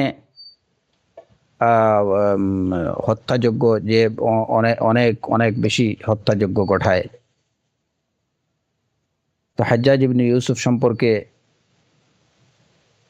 আসমা বিনতে আবি বকর রাদিয়াল্লাহু আনহা ওয়া আনহু এই কথা, এটা প্রযোজ্য, কারণ হাজ্জাজ ইবনে ইউসুফ অসংখ্য রক্তপাত ঘটিয়েছেন, তার হাতে অসংখ্য লোক প্রাণ হারিয়েছেন, অতএব এই কথাটা তার ক্ষেত্রে প্রযোজ্য। তিনি যখন বলছেন যে ইন্না রাসূলুল্লাহ সাল্লাল্লাহু আলাইহি ওয়াসাল্লাম হাদ্দাসানা আন্না ফি সাকিফিন কাযাবান ওয়া মুবীরা ফাআম্মাল কাযাব ফারাআইনাহু আম্মাল মুবীর ফালা ইখালাকা ইল্লা ইয়্যাহ। হাজ্জাজ ইবনে ইউসুফ সম্পর্কে তিনি বলছেন যে এই হচ্ছে ওই লোক যাদের সম্পর্কে রাসূলুল্লাহ সাল্লাল্লাহু আলাইহি ওয়াসাল্লাম বলছেন ইন্না ফি সাকিফিন কাযাবান ওয়া মুবীরা, যে সাকিফ গোত্রে একজন কাযাব হবে এবং একজন মুবীর হবে। তো কাযাবকে তো আমরা দেখেছি, এই কথাটা বলছেন আসমা বিনতে আবি বকর রাদিয়াল্লাহু আনহা। আর এই হলো সেই মুবীর, হাজ্জাজ ইবনে ইউসুফের প্রতি ইঙ্গিত করে তিনি বলেন যে এই হচ্ছে সেই মুবীর।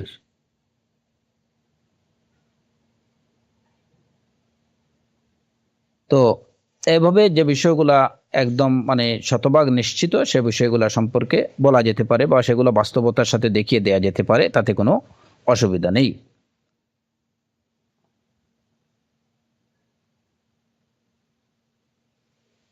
এরপরে যে বিষয়টা হচ্ছে আশরাতুস সাআর, যে সম্পর্কে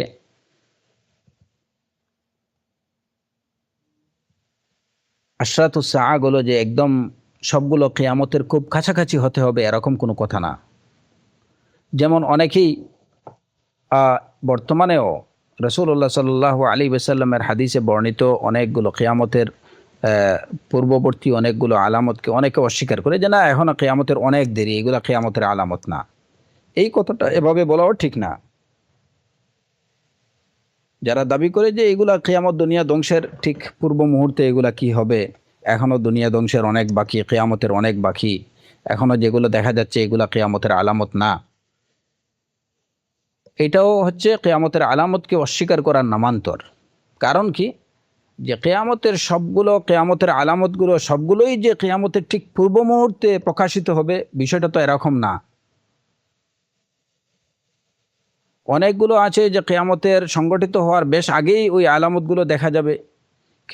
কিছু আছে যে আলামতগুলো কিয়ামত সংগঠিত হওয়ার কিছু পূর্বে দেখা যাবে। আবার কিছু আলামত আছে যেগুলো কিয়ামতের ঠিক পূর্ব মুহূর্তগুলো দেখা যাবে।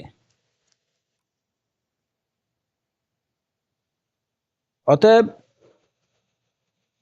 যে কিয়ামতের সব আলামতগুলো ঠিক কিয়ামতের পূর্ব মুহূর্তেই প্রকাশিত হবে এরকম বলা বা এরকম দাবি করা এটা ঠিক না। এবং সেই দাবি প্রেক্ষে কেউ যদি বলে যে এখন যেগুলো দেখা যাচ্ছে কিয়ামতের আলামত, সেগুলো কিয়ামতের আলামত না, তাহলে সেটা আলামতুল কিয়ামা যেটা হাদিসে বর্ণিত আছে সেগুলোকে অস্বীকার করা হবে।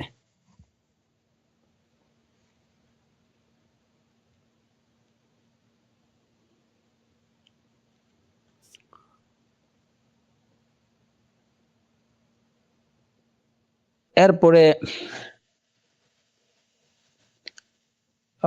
যে বিষয়টা সেটা হচ্ছে যে কিয়ামতের আলামতগুলো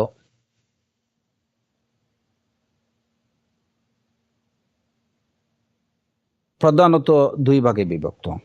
এটা জানতে হবে আমাদের যে কিয়ামতের আলামত দুই ভাগে বিভক্ত। এটা হচ্ছে মানে প্রধানত এই দুই ভাগে বিভক্ত। কিছু হচ্ছে আলামা সুগরা আর কিছু হচ্ছে আলামা কুবরা, ছোট আলামত সমূহ এবং কিছু হচ্ছে বড় বড় আলামত সমূহ।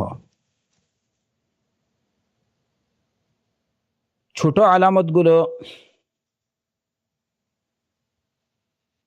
এগুলো আবার দুই ভাগে বিভক্ত। ছোট আলামতগুলো দুই ভাগে বিভক্ত। প্রথমত ছোট আলামত যেগুলো কিয়ামত থেকে কিয়ামতের অনেক আগে, বেশ আগে সংগঠিত হবে, বেশ আগে যেগুলো সংগঠিত হবে।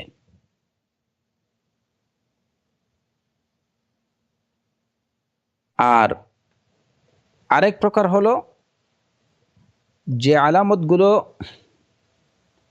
কিয়ামতের কিছু আগে প্রকাশিত হবে এবং প্রকাশিত হয়ে ওইগুলো শেষ হয়ে যাবে না, বরং সেগুলো আস্তে আস্তে বাড়তে থাকবে কিংবা চলতে থাকবে। তাহলে আমরা জানলাম যে কিয়ামতের আলামত প্রধানত দুই প্রকার, একটা হচ্ছে আলামাত সুগরা আর একটা হচ্ছে আলামা কুবরা। আলামতে সুগরাটা আবার দুই ভাগে বিভক্ত। একটা হচ্ছে যেটা কিয়ামত সংগঠিত হওয়ার অনেক আগেই যেগুলো সংগঠিত হয়ে যাবে, মানে যেগুলো সংগঠিত হয়ে গেছে, হ্যাঁ, ছোট ছোট আলামতগুলার যেগুলো সংগঠিত হয়ে গেছে। আর দ্বিতীয় প্রকার হচ্ছে যে আলামতগুলো সংগঠিত কিয়ামতের পূর্বে সংগঠিত হবে এবং আস্তে আস্তে এগুলা চলমান থাকবে কিংবা এগুলো বাড়তে থাকবে। যে আলামতগুলো ধীরে ধীরে বাড়বে, এগুলো শেষ হয়ে যায়নি, এরকম আলামত।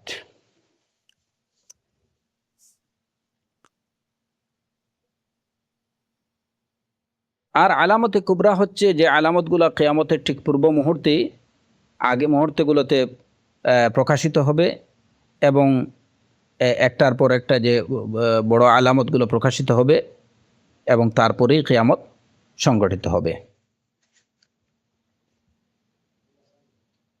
আলামতে সুগরা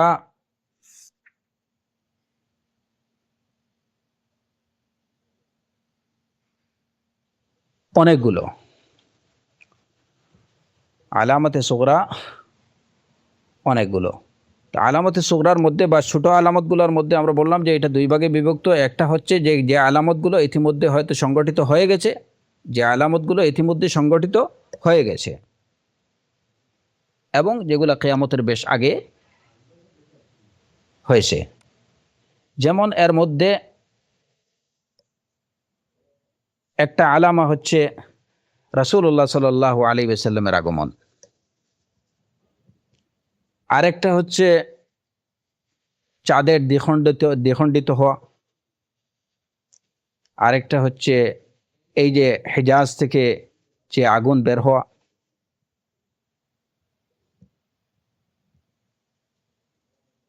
তো এইগুলো হচ্ছে কিয়ামতের আলামত, আগেই সংগঠিত হয়ে গেছে, যেগুলো ইতিমধ্যে শেষ হয়ে গেছে।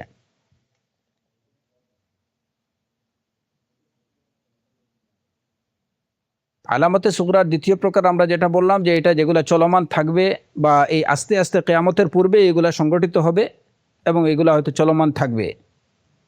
এর মধ্যে যেমন আছে আনতালিদাল আমতু রাব্বাতাহা আনতারাল হুফাতাল উরাতাল আলাতা রুআশা ইয়াতাতাওয়ালুনা ফিল বুনিয়ান।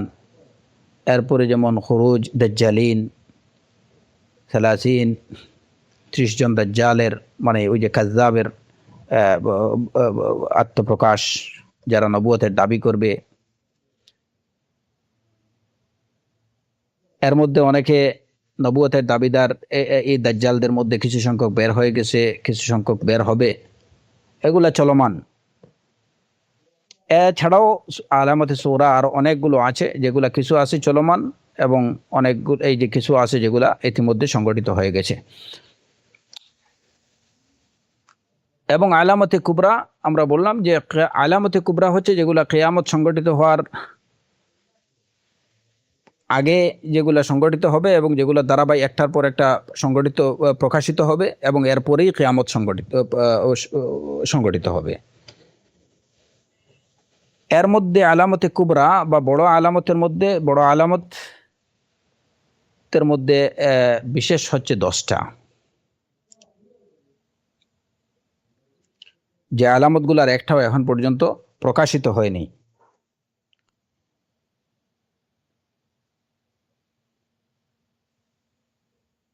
এর মধ্যে একটা হচ্ছে আদ-দুখান, একটা ধোঁয়া বের হবে। দাজ্জালের বহির্প্রকাশ, দাব্বাতুল আরদের বহির্প্রকাশ, এ হলো 3টা। তারপরে তুলুউশ শামস মিন মাগরিবিহা, পশ্চিম দিক থেকে সূর্য উদিত হওয়া। 4টা ঈসা আলাইহিস সালাতু ওয়াস সালামের অবতরণ। 5টা ইয়াজুজ মাজুজের আত্মপ্রকাশ। 6টা। তারপরে 3টা মাটিধস হবে, একটা হবে মাশরিকে, একটা হবে মাগরিবে, এবং একটা হবে জাজিরাতুল আরবে। এই হলো 9টা। আর 10 নম্বর হচ্ছে যে ইয়ামান থেকে একটা আগুন বের হবে, যেটা মানুষকে হাঁকিয়ে চলবে এবং তাদেরকে এক জায়গায় এনে জড়ো করবে। এই 10টা হচ্ছে কিয়ামতের বড় আলামত, যেগুলো এখন পর্যন্ত প্রকাশিত হয়নি, যেগুলো কিয়ামতের পূর্বে প্রকাশিত হবে এবং অবশ্যই হবে, সেটা আমাদের বিশ্বাস রাখতে হবে। কারণ এগুলো বিশুদ্ধ সনদে, বিশুদ্ধ হাদিসে বর্ণিত রয়েছে। এবং এই 10টার বিষয়ে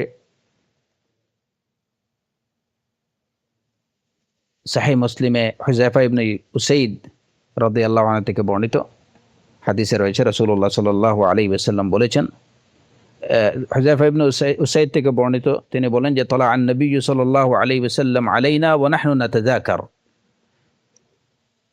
فقال ما تذكرون قالوا نذكر الساعة قال إنها لن تقوم حتى تروا قبلها 10 آيات। হুযায়ফা ইবনে উসাইদ রাদিয়াল্লাহু আনহু তিনি বলেন যে এখন আমরা কথাবার্তা বলছিলাম কিয়ামত সম্পর্কে। এমত অবস্থায় রাসূলুল্লাহ সাল্লাল্লাহু আলাইহি ওয়াসাল্লাম আসলেন। তিনি আমাদেরকে জিজ্ঞেস করলেন যে কি বিষয়ে কথাবার্তা বলছো। আমরা বললাম নাজকুরুস সাআ, আমরা কিয়ামত সম্পর্কে কথা বলছি। তখন রাসূলুল্লাহ সাল্লাল্লাহু আলাইহি ওয়াসাল্লাম বললেন যে কিয়ামত ততক্ষণ পর্যন্ত সংগঠিত হবে না হাত্তা তারাউ ক্বাবলাহা 10 আয়াতিন, যতক্ষণ না এর আগে তোমরা 10টা নিদর্শন দেখতে পাবে। এবং এরপরে তিনি এই 10টা নিদর্শনের কথা উল্লেখ করেন।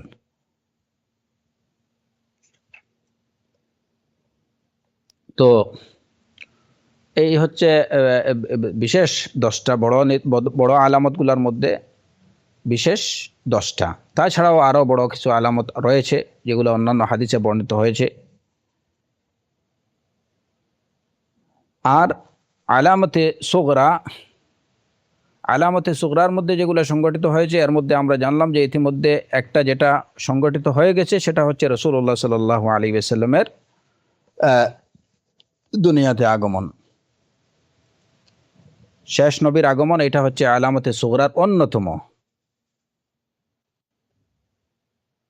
সহিহ বুখারী এবং সহিহ মুসলিমের হাদিস আনাস রাদিয়াল্লাহু আনহু থেকে বর্ণিত, রাসূলুল্লাহ সাল্লাল্লাহু আলাইহি ওয়াসাল্লাম বলেছেন, বুইসতু আনা ওয়াস সাআতু কাহাতাইন, বুইসতু আনা ওয়াস সাআতু কাহাতাইন, যে আমাকে পাঠানো হয়েছে ওয়াস সাআতু কাহাতাইন, দুই আঙ্গুলের মধ্যখানে দেখিয়ে বললেন যে আমাকে পাঠানো হয়েছে এবং কিয়ামত হচ্ছে এই দুইটার মধ্যখানে, মানে এতটুকু দূরত্বে। কিয়ামত যে খুবই নিকটবর্তী সেটাই বুঝিয়েছেন রাসূলুল্লাহ সাল্লাল্লাহু আলাইহি ওয়াসাল্লাম। তিনি তার এই যে সাব্বাবা এবং উস্তা এই দুইটা আঙ্গুলিকে দেখিয়ে বললেন ওয়াসসাআতু কাহাতাইন, এই দুইটা মানে খুবই নিকটবর্তী। তো রাসূলুল্লাহ সাল্লাল্লাহু আলাইহি ওয়াসাল্লামের আগমন এটা হচ্ছে কিয়ামতের আলামতের অন্যতম একটা, যেটা ইতিমধ্যে সংগঠিত হয়ে গেছে। তারপরে রাসূলুল্লাহ সাল্লাল্লাহু আলাইহি ওয়াসাল্লামের মৃত্যুটাও এটাও কিন্তু কিয়ামতের আলামতে সুগরার মধ্যে যেটা সংগঠিত হয়ে গেছে। আমরা আলামতে সুগরাকে দুইটা পার্ট করছি, একটা হচ্ছে যেগুলা ইতিমধ্যে সংগঠিত হয়ে গেছে এবং যেটা কিয়ামতের বেশ আগেই হয়েছে। তো এগুলার মধ্যে আরেকটা হচ্ছে রাসূলুল্লাহ সাল্লাল্লাহু আলাইহি ওয়াসাল্লামের মৃত্যু। এবং এর দলিল কি? দলিল হচ্ছে আউফ ইবনে মালিক রাদিয়াল্লাহু আনহু থেকে বর্ণিত।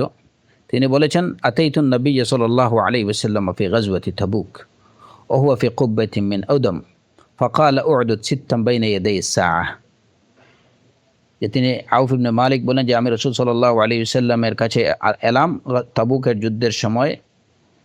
ওই সময় তিনি বললেন যে তুমি 6টাকে উ'দুদ সিত্তান বাইনা ইয়াদাই আস-সাআহ, কিয়ামতের পূর্বে 6টা বিষয়কে তুমি গণনা করো। এর মধ্যে তিনি একটা বললেন যে একটা হচ্ছে মৌতি, আমার মৃত্যু।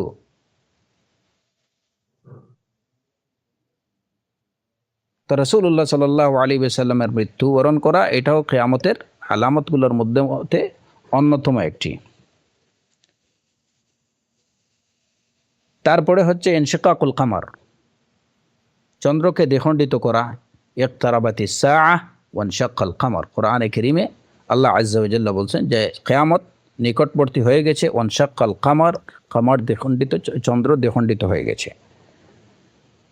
তো এইটাও কোরআনে কারীম দ্বারাই প্রমাণিত যে চন্দ্রের দ্বিখণ্ডিত হয়ে যাওয়া এটা হচ্ছে কিয়ামতের নিকটবর্তী হওয়ার আলামা। তারপরে যেটা সংগঠিত হয়ে গেছে খুরুজুন নার মিন আরদিল হিজাজ, যেটা ইতিমধ্যে আমরা উল্লেখ করেছি। আবু হুরায়রা রাদিয়াল্লাহু আনহু থেকে বর্ণিত হাদিস, রাসূলুল্লাহ সাল্লাল্লাহু আলাইহি ওয়াসাল্লাম বলেছেন, লা তাকুমুস সাআহ হাত্তা তাখরুজা নারুম মিন আরদিল হিজাজ তুদিউ আ'নাকাল ইবিল বিবাসরা। ততক্ষণ পর্যন্ত কিয়ামত সংগঠিত হবে না যতক্ষণ পর্যন্ত না আরদে হেজাজ থেকে, হেজাজের ভূমি থেকে একটা আগুন বের হবে যেটা বসরা পর্যন্ত উটের ঘাড়কে পরিষ্কার দেখাবে। তো এইটাও কিন্তু সংগঠিত হয়ে গেছে। ইমাম নববী রাহিমাহুল্লাহ তিনি বলছেন যে এই আগুনটা বের হয়ে যাওয়ার বিষয়ে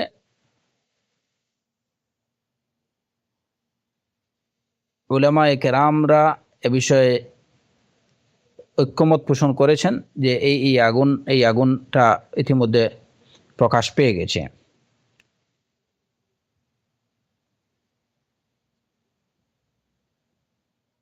তারপরে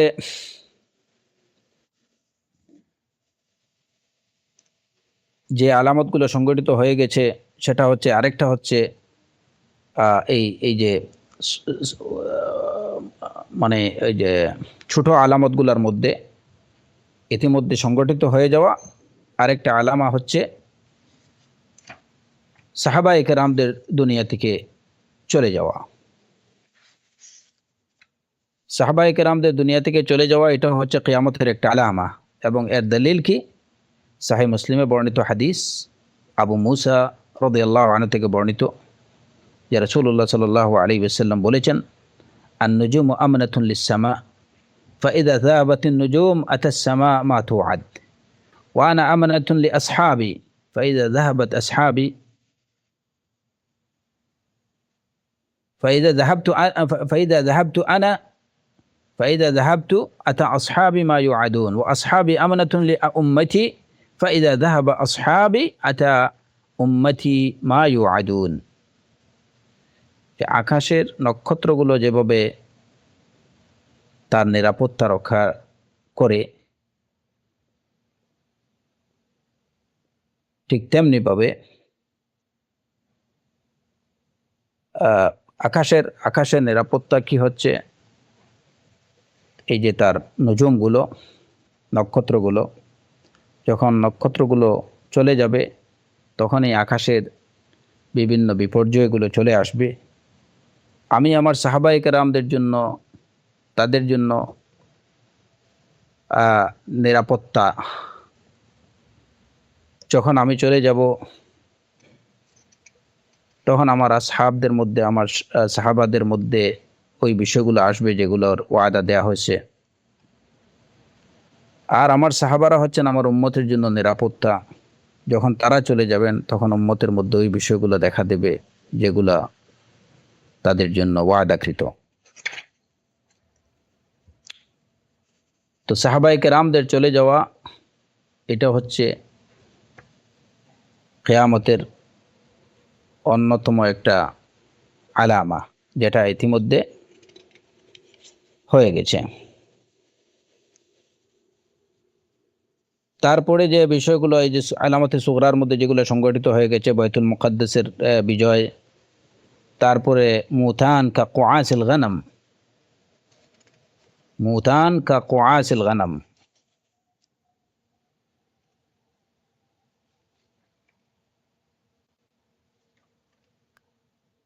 মুতান কা কুআসিল গনম হচ্ছে একটা মহামারী।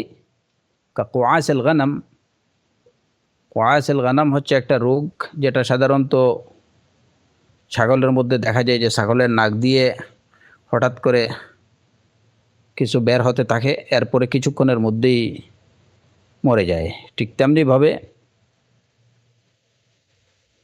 এই যে কিছু ফুসকুড়ি, হঠাৎ করে শরীরের মধ্যে কিছু ফুসকুড়ি দেখা দেয় এবং এই ফুসকুড়ি থেকে রক্ত ঝরতে থাকে এবং ওই কিছুক্ষণের মধ্যেই মারা যায়। এই মহামারীটাও ইতিমধ্যে সংগঠিত হয়ে গেছে। ফাতহ বাইতুল মুকাদ্দাস ও ফাতহ বাইতুল মাকদিস, এটাও যে কিয়ামতের আলামা, সেটা হচ্ছে ওই যে রাসূলুল্লাহ সাল্লাল্লাহু আলাইহি ওয়াসাল্লামের হাদিস আউফ ইবনে মালিক রাদিয়াল্লাহু আনহু থেকে বর্ণিত, যেখানে তিনি বলছেন যে উ'দুদ সিত্তাম বাইনা ইয়াদাই সাআ, কিয়ামতের পূর্বে 6টা বিষয়কে গণনা করো, এর মধ্যে একটা তো রাসূলুল্লাহ সাল্লাল্লাহু আলাইহি ওয়াসাল্লামের মৃত্যু এবং আরেকটা হচ্ছে এই যে বাইতুল মুকাদ্দাসের বিজয়। এবং এটা ওমর ইবনুল খাত্তাব রাদিয়াল্লাহু আনহুর সময় বাইতুল মুকাদ্দাস মুসলমানদের হাতে চলে আসছিল 16 হিজরিতে। তারপরে সালাহুদ্দিন আল আইয়ুবী রাহমাহুল্লাহ, ওনার সময় আবার সেই বাইতুল মুকাদ্দাস মুসলমানদের হাতে আসে 583-তে। আর এই যে বাইতুল মুকাদ্দাসের এই যে বিজয়টা, 2টা বিজয় ইতিমধ্যে সংগঠিত হয়ে গেছে এবং আরেকবার এই বাইতুল মাকদিস মুসলমানদের হাতে আসবে যখন গাছ পাথর সবকিছু কথা বলবে এবং ইহুদিকে দেখিয়ে দেবে মুসলমানকে দেখে গাছও বলবে, পাথরও বলবে, ইয়া মুসলিম ইয়া আব্দুল্লাহ হাদা ইয়াহুদি ওয়ারাই তাআল ফাকতুলহু, হাদা ইয়াহুদি ওয়ারাই তাআল ফাকতুলহু। মুসলমানদের একটা দলের হাতে এই বাইতুল মুকাদ্দাস আবার মুসলমানরা বিজয় করবেন। তারপরে হচ্ছে এই যে একটা মহামারী কাকুআসিল গানাম, এটাও কিন্তু সংগঠিত হয়ে গেছে।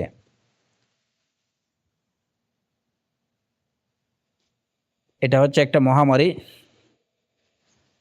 কেউ কেউ বলছেন যে এই ঘটনাটা সংগঠিত হয়েছে তা ওই যে তাউনে আমওয়াস নামে প্রসিদ্ধ তাউনে আমওয়াস, আমওয়াসের মহামারী যেটা হয়েছিল ওইটা ছিল এই কাকুআসিল গানাম, যে শরীরের মধ্যে একটা ফোড়া দেখা দিত এবং ওইটা থেকে রক্ত ঝরতো এবং এই কিছুক্ষণের মধ্যেই মারা যেত। এবং এই তাউসে এই যে তাউনে আমওয়াস, তাউনে আমওয়াসের সময়ে অনেক সাহাবায়ে কেরামও এই মহামারীতে মারা গেছেন। এবং এটা দেখা গেছিল ওমর ইবনুল খাত্তাব রাদিয়াল্লাহু আনহুর সময়ে, তার খিলাফার সময়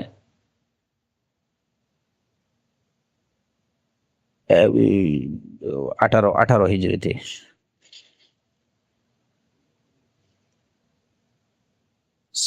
এই তাউনে আমওয়াসের সময় সাহাবায়ে কেরামদের মধ্যেও অনেকে মারা গেছেন, যেমন মুআদ ইবনে জাবাল রাদিয়াল্লাহু আনহু, আবু উবাইদা, শুরাহবিল ইবনে হাসানা, ফদল ইবনে আব্বাস ইবনে আব্দুল মুত্তালিব রাদিয়াল্লাহু আনহুম, এরকম সাহাবায়ে কেরাম ওই মহামারীতে মারা গেছিলেন।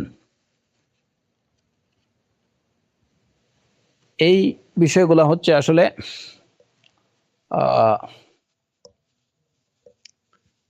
আলামাতে সুগরা, যেগুলো ইতিমধ্যে সংগঠিত হয়েছে। তারপরে আরো অনেকগুলো আলামত, মানে ছোট আলামতগুলো অনেক।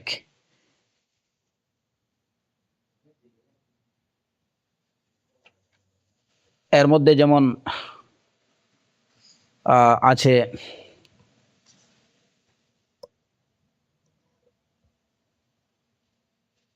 অনেকগুলো ফিতনার বহিঃপ্রকাশ, তারপরে খাওয়ারিজদের বহিঃপ্রকাশ, এটাও কিন্তু কিয়ামতের ছোট আলামতগুলোর মধ্যে অন্যতম। তারপরে 30 জন এই যে দাজ্জালিন কাযযাবিন, যারা নবুয়তের দাবিদারদের আত্মপ্রকাশ, অনেকেই এতে মধ্যে প্রকাশ পাইছে এবং আরো বাকি আছে। তারপরে কিয়ামতের আলামত যেগুলো প্রকাশিত হয়ে গেছে, এর মধ্যে যেমন এই যে মানুষের জীবনযাপনের মান উন্নত হওয়া, বা রাগাদুল আইশ, যেটা এই যে সচ্ছল জীবনের সচ্ছলতা, বেশিরভাগ মানুষের জীবন হবে সচ্ছল, তাদের কাছে টাকা পয়সা ধন সম্পদের অভাব থাকবে না, এটাও কিন্তু কিয়ামতের আলামা। তারপরে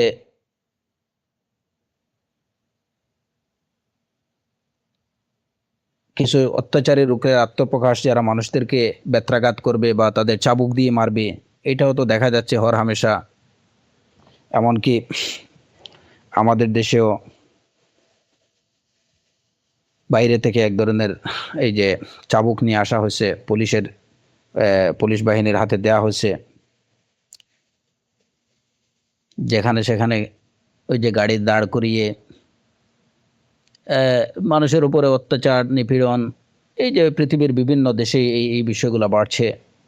তো এগুলো হচ্ছে কিয়ামতের আলামা। তারপরে হচ্ছে যে হত্যাকাণ্ড বেড়ে যাবে, মারামারি, হানাহানি, হত্যাযোগ্য, এগুলো বেড়ে যাবে। এগুলোও ছোট আলামতগুলোর মধ্যে। তারপরে যেগুলা এই যে প্রকাশিত হয়ে গেছে, তারপরে যেমন এই যে আমানতের খেয়ানত করা, আমানতের মানুষের অন্তর থেকে আমানতের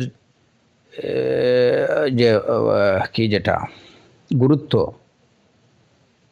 এটা একদম উঠে যাবে। আমানতের কোনো মূল্য মানুষের কাছে থাকবে না, মানুষ আমানা খেয়ানত করবে। তারপরে হচ্ছে পূর্ববর্তী জাতিদের অনুকরণ, বিধর্মীদের অনুকরণ, পূর্ববর্তী জাতিদের অনুকরণ, এটাও কিয়ামতের আলামা। ওয়ালাদাতুল আমাতি রাব্বাতাহা, বান্দি তার মালিকের জন্ম দেবে, এটাও ইতিমধ্যে হয়ে গেছে। তারপরে জুহুরুন নিসা আল কাসিয়াত আল আরিয়াত, কাপড় পরা তারপরেও বিবস্ত্র, এরকম নারীদের প্রকাশ, আত্মপ্রকাশ। কাসিয়াত,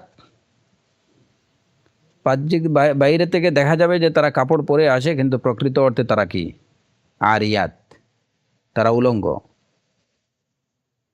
তারপরে এই যে মেষচারক যারা,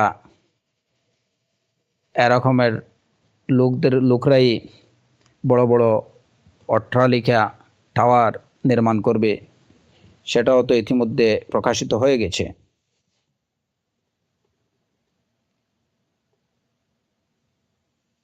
এরপরে ব্যবসা বাণিজ্যের প্রসার এবং বিস্তার, এটাও কিয়ামতের আলামা। সেটা তো আর হচ্ছেই ওয়ার্ল্ড ট্রেড সেন্টার। তারপরে পৃথিবীর সব জায়গায়, সব দেশেই ব্যবসা বাণিজ্য বাড়ছে।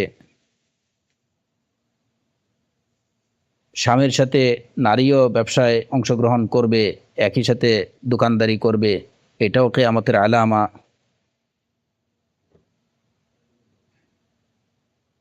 তারপরে কিছু সংখ্যক লোকের এই যে বাজারের নিয়ন্ত্রণ নেয়া, বাজারের নিয়ন্ত্রণ কিছু সংখ্যক ব্যবসায়ীদের হাতে নিয়ে নেয়া, এটাও আলামাতুল কিয়ামা। মিথ্যা সাক্ষ্য দেয়া, এটাও আলামাতুল কিয়ামা। সত্য সাক্ষ্য গোপন করা, এটাও কিয়ামতের আলামা। অজ্ঞতার বহির্প্রকাশ বা অজ্ঞতার ছড়াছড়ি, এটাও কিয়ামতের আলামা। যদিও দেখা যাচ্ছে যে মানুষ দিন দিন অনেক শিক্ষিত হচ্ছে, লেখাপড়ার হার বাড়ছে, শিক্ষার হার বাড়ছে, কিন্তু আসলে এগুলো তো প্রকৃত অর্থে শিক্ষা না, প্রকৃত অর্থে অজ্ঞতার হার বাড়ছে। তারপরে এই যে আহ, এই, সম্পর্ক সম্পর্ক ছেদ করা, আত্মীয়তার সম্পর্ক ছেদ করা, এটাও কিয়ামতের আলামা। অশ্লীলতার ছড়াছড়ি, এটাও কিয়ামতের আলামা। তারপরে হচ্ছে যে মানুষ মাল অর্জন করবে, কিন্তু কোন উৎস থেকে, হালাল না হারাম সে অর্জন করতেছে, ওইটার প্রতি ওইটার ধার ধারবে না, এটাও কিয়ামতের আলামা। গনিমতকে নিজের সম্পদ মনে করবে, এটাও কিয়ামতের আলামা। আমানতকে গনিমত মনে করবে।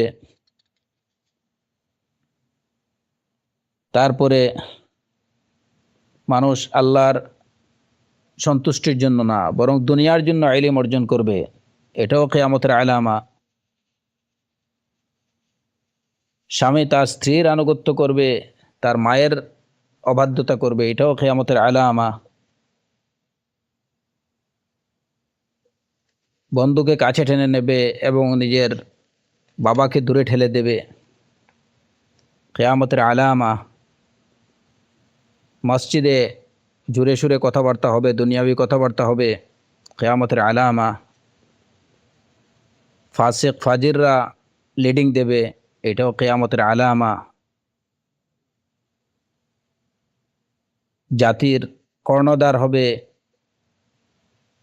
নিকৃষ্ট লোকেরা, এটাও কিয়ামতের আলামা। ব্যক্তিকে সম্মান দেখানো হবে তার অনিষ্ট থেকে বাঁচার জন্য, অর্থাৎ তার ভয়ে তার প্রতি সম্মান দেখানো হবে, এটাও কিয়ামতের আলামা। জিনাকে হালাল মনে করা হবে, কিয়ামতের আলামা। পুরুষদেররা রেশমকে হালাল মনে করবে, আলামতুল কিয়ামা। খামরকে হালাল মনে করবে, আলামতুল কিয়ামা। গান বাজনা, ঢোল তবলা, এইগুলোকে, হারমোনি, এগুলোকে হালাল মনে করবে, আলামতুল কিয়ামা।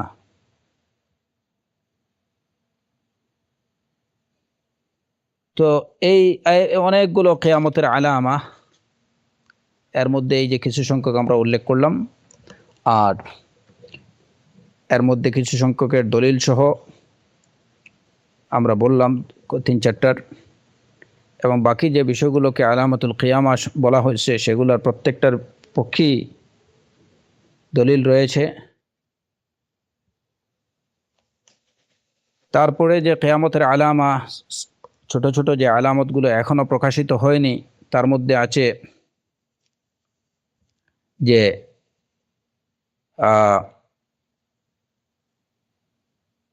অধিক সম্পদের আধিক্য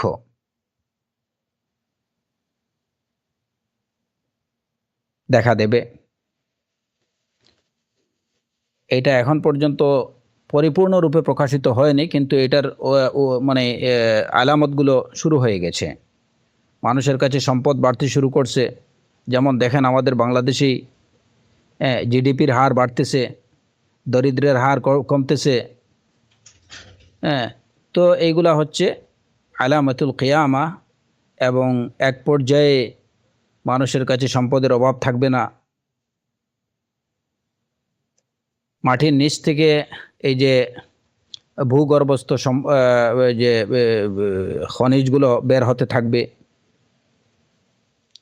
এটা এখনো পরিপূর্ণরূপে প্রকাশিত হয়নি, কিন্তু শুরু হয়ে গেছে।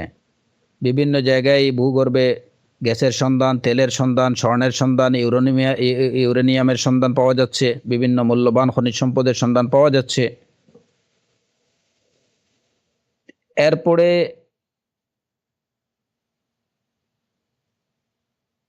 এই প্রত্যেকটা আলামতই এগুলা শুরু হয়ে গেছে এবং চলমান আছে। জুহুরুল মাস্ক, এই যে আকৃতির বিকৃতি, অনেক সময় অনেক খবরই পাওয়া যায় যে বিভিন্ন মানব সন্তান জন্ম নিচ্ছে বিভিন্ন আকৃতিতে। কেউ হয়তো মাছের, কারো হাত মাছের মতো, কারো পা মাছের লেজের মতো, কিংবা মুখ অন্য কোনো প্রাণীর মতো, এরকম। তারপরে এই যে খাস মাস্ক, মাটি দোষ, পাহাড় দোষ, এগুলা হচ্ছে আলামতুল কিয়ামা, যেগুলো চলমান। তারপরে আলামতে কিয়ামতের মধ্যে যেটা এখনো বাকি আছে, যে আকাশ থেকে বৃষ্টি পড়বে কিন্তু কোনো উদ্ভিদ গজাবে না, গাছ কথা বলবে, পাথর কথা বলবে, মুসলমানরা ইহুদিদের বিরুদ্ধে যুদ্ধ করবে। তারপরে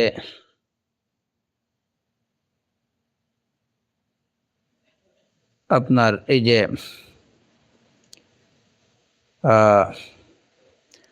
ইন্তিফাকুল আহিল্লা, চাঁদ অনেক বড় দেখাবে। তারপরে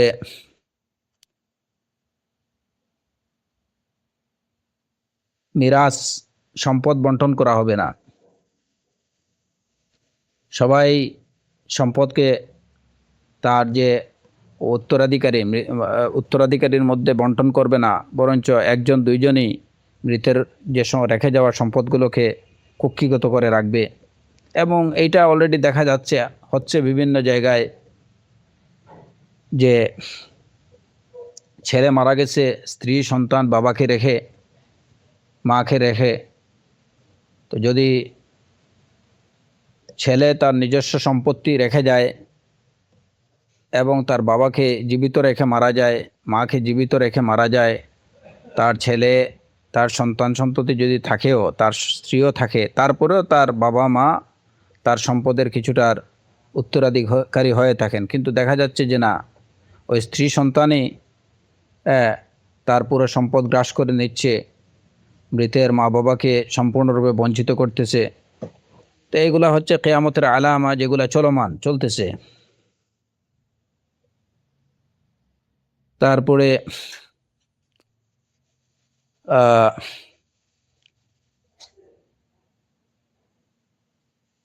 যেমন এই যে পশু পাখি বা উদ্ভিদ উদ্ভিদ না, পশু পাখি এবং এই যে কি যেগুলা নিষ্প্রাণ পশু পাখি এবং নিষ্প্রাণ বস্তুগুলো কথা বলবে, এটাও দেখা যাবে। এমনকি এই যে জুতার ফিতাও কথা বলবে, এটাও কিয়ামতের আলামা। তারপরে কোরআন, এই যে মুসহাফ থেকে এবং মানুষের অন্তর থেকে কোরআন আস্তে আস্তে উঠে যাবে।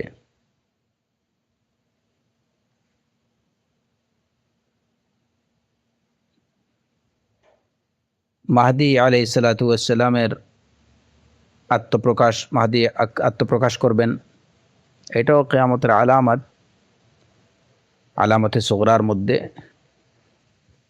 যেটা হয়তো এখনো বাকি আছে। তো এইগুলা হচ্ছে আলামতে সুগরা। এবং এই যে যতগুলো আলামতে সুগরার আমরা দুইটা পার্ট করলাম, একটা হচ্ছে যেগুলো ইতিমধ্যে সংগঠিত হয়ে গেছে এবং যেগুলো মানে চলমান কিংবা অপেক্ষমান আলামতে সুগরা। এবং এই প্রত্যেকটা বিষয় যেগুলোকে আলামতে কিয়ামত বলা হলো, প্রত্যেকটার পিছনে এই দলিল আছে, বিশুদ্ধ দলিল।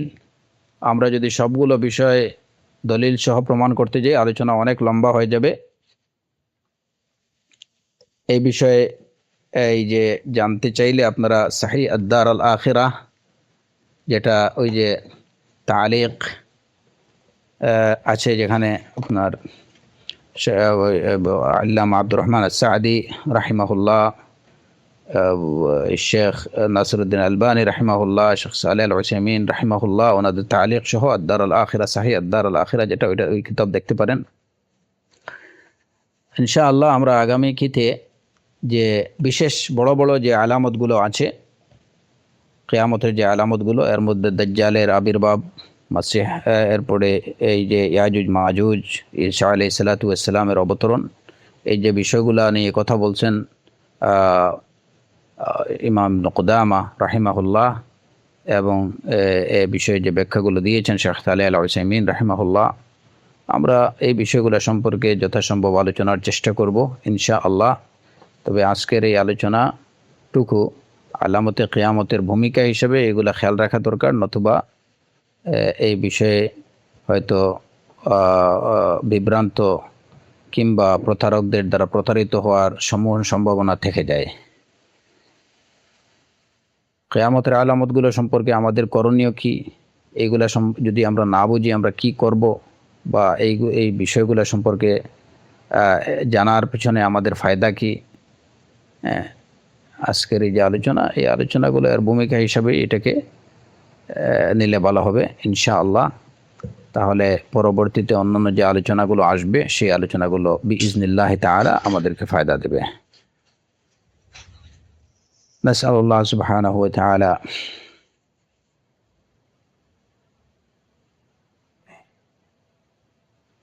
আমরা আল্লাহ সুবহানাহু ওয়া তাআলার কাছে প্রার্থনা করছি, তিনি যেন আমাদেরকে ইলমে নাফিয়া দান করেন এবং প্রত্যেকটা বিষয়কে, দ্বীনের প্রত্যেকটা বিষয়কে সঠিকভাবে, তার সঠিক উৎস থেকে, সঠিক সূত্র থেকে সঠিকভাবে জানার, মানার এবং বিশ্বাস করার তৌফিক দেন, এবং দাজ্জালুন কাযযাবুনদের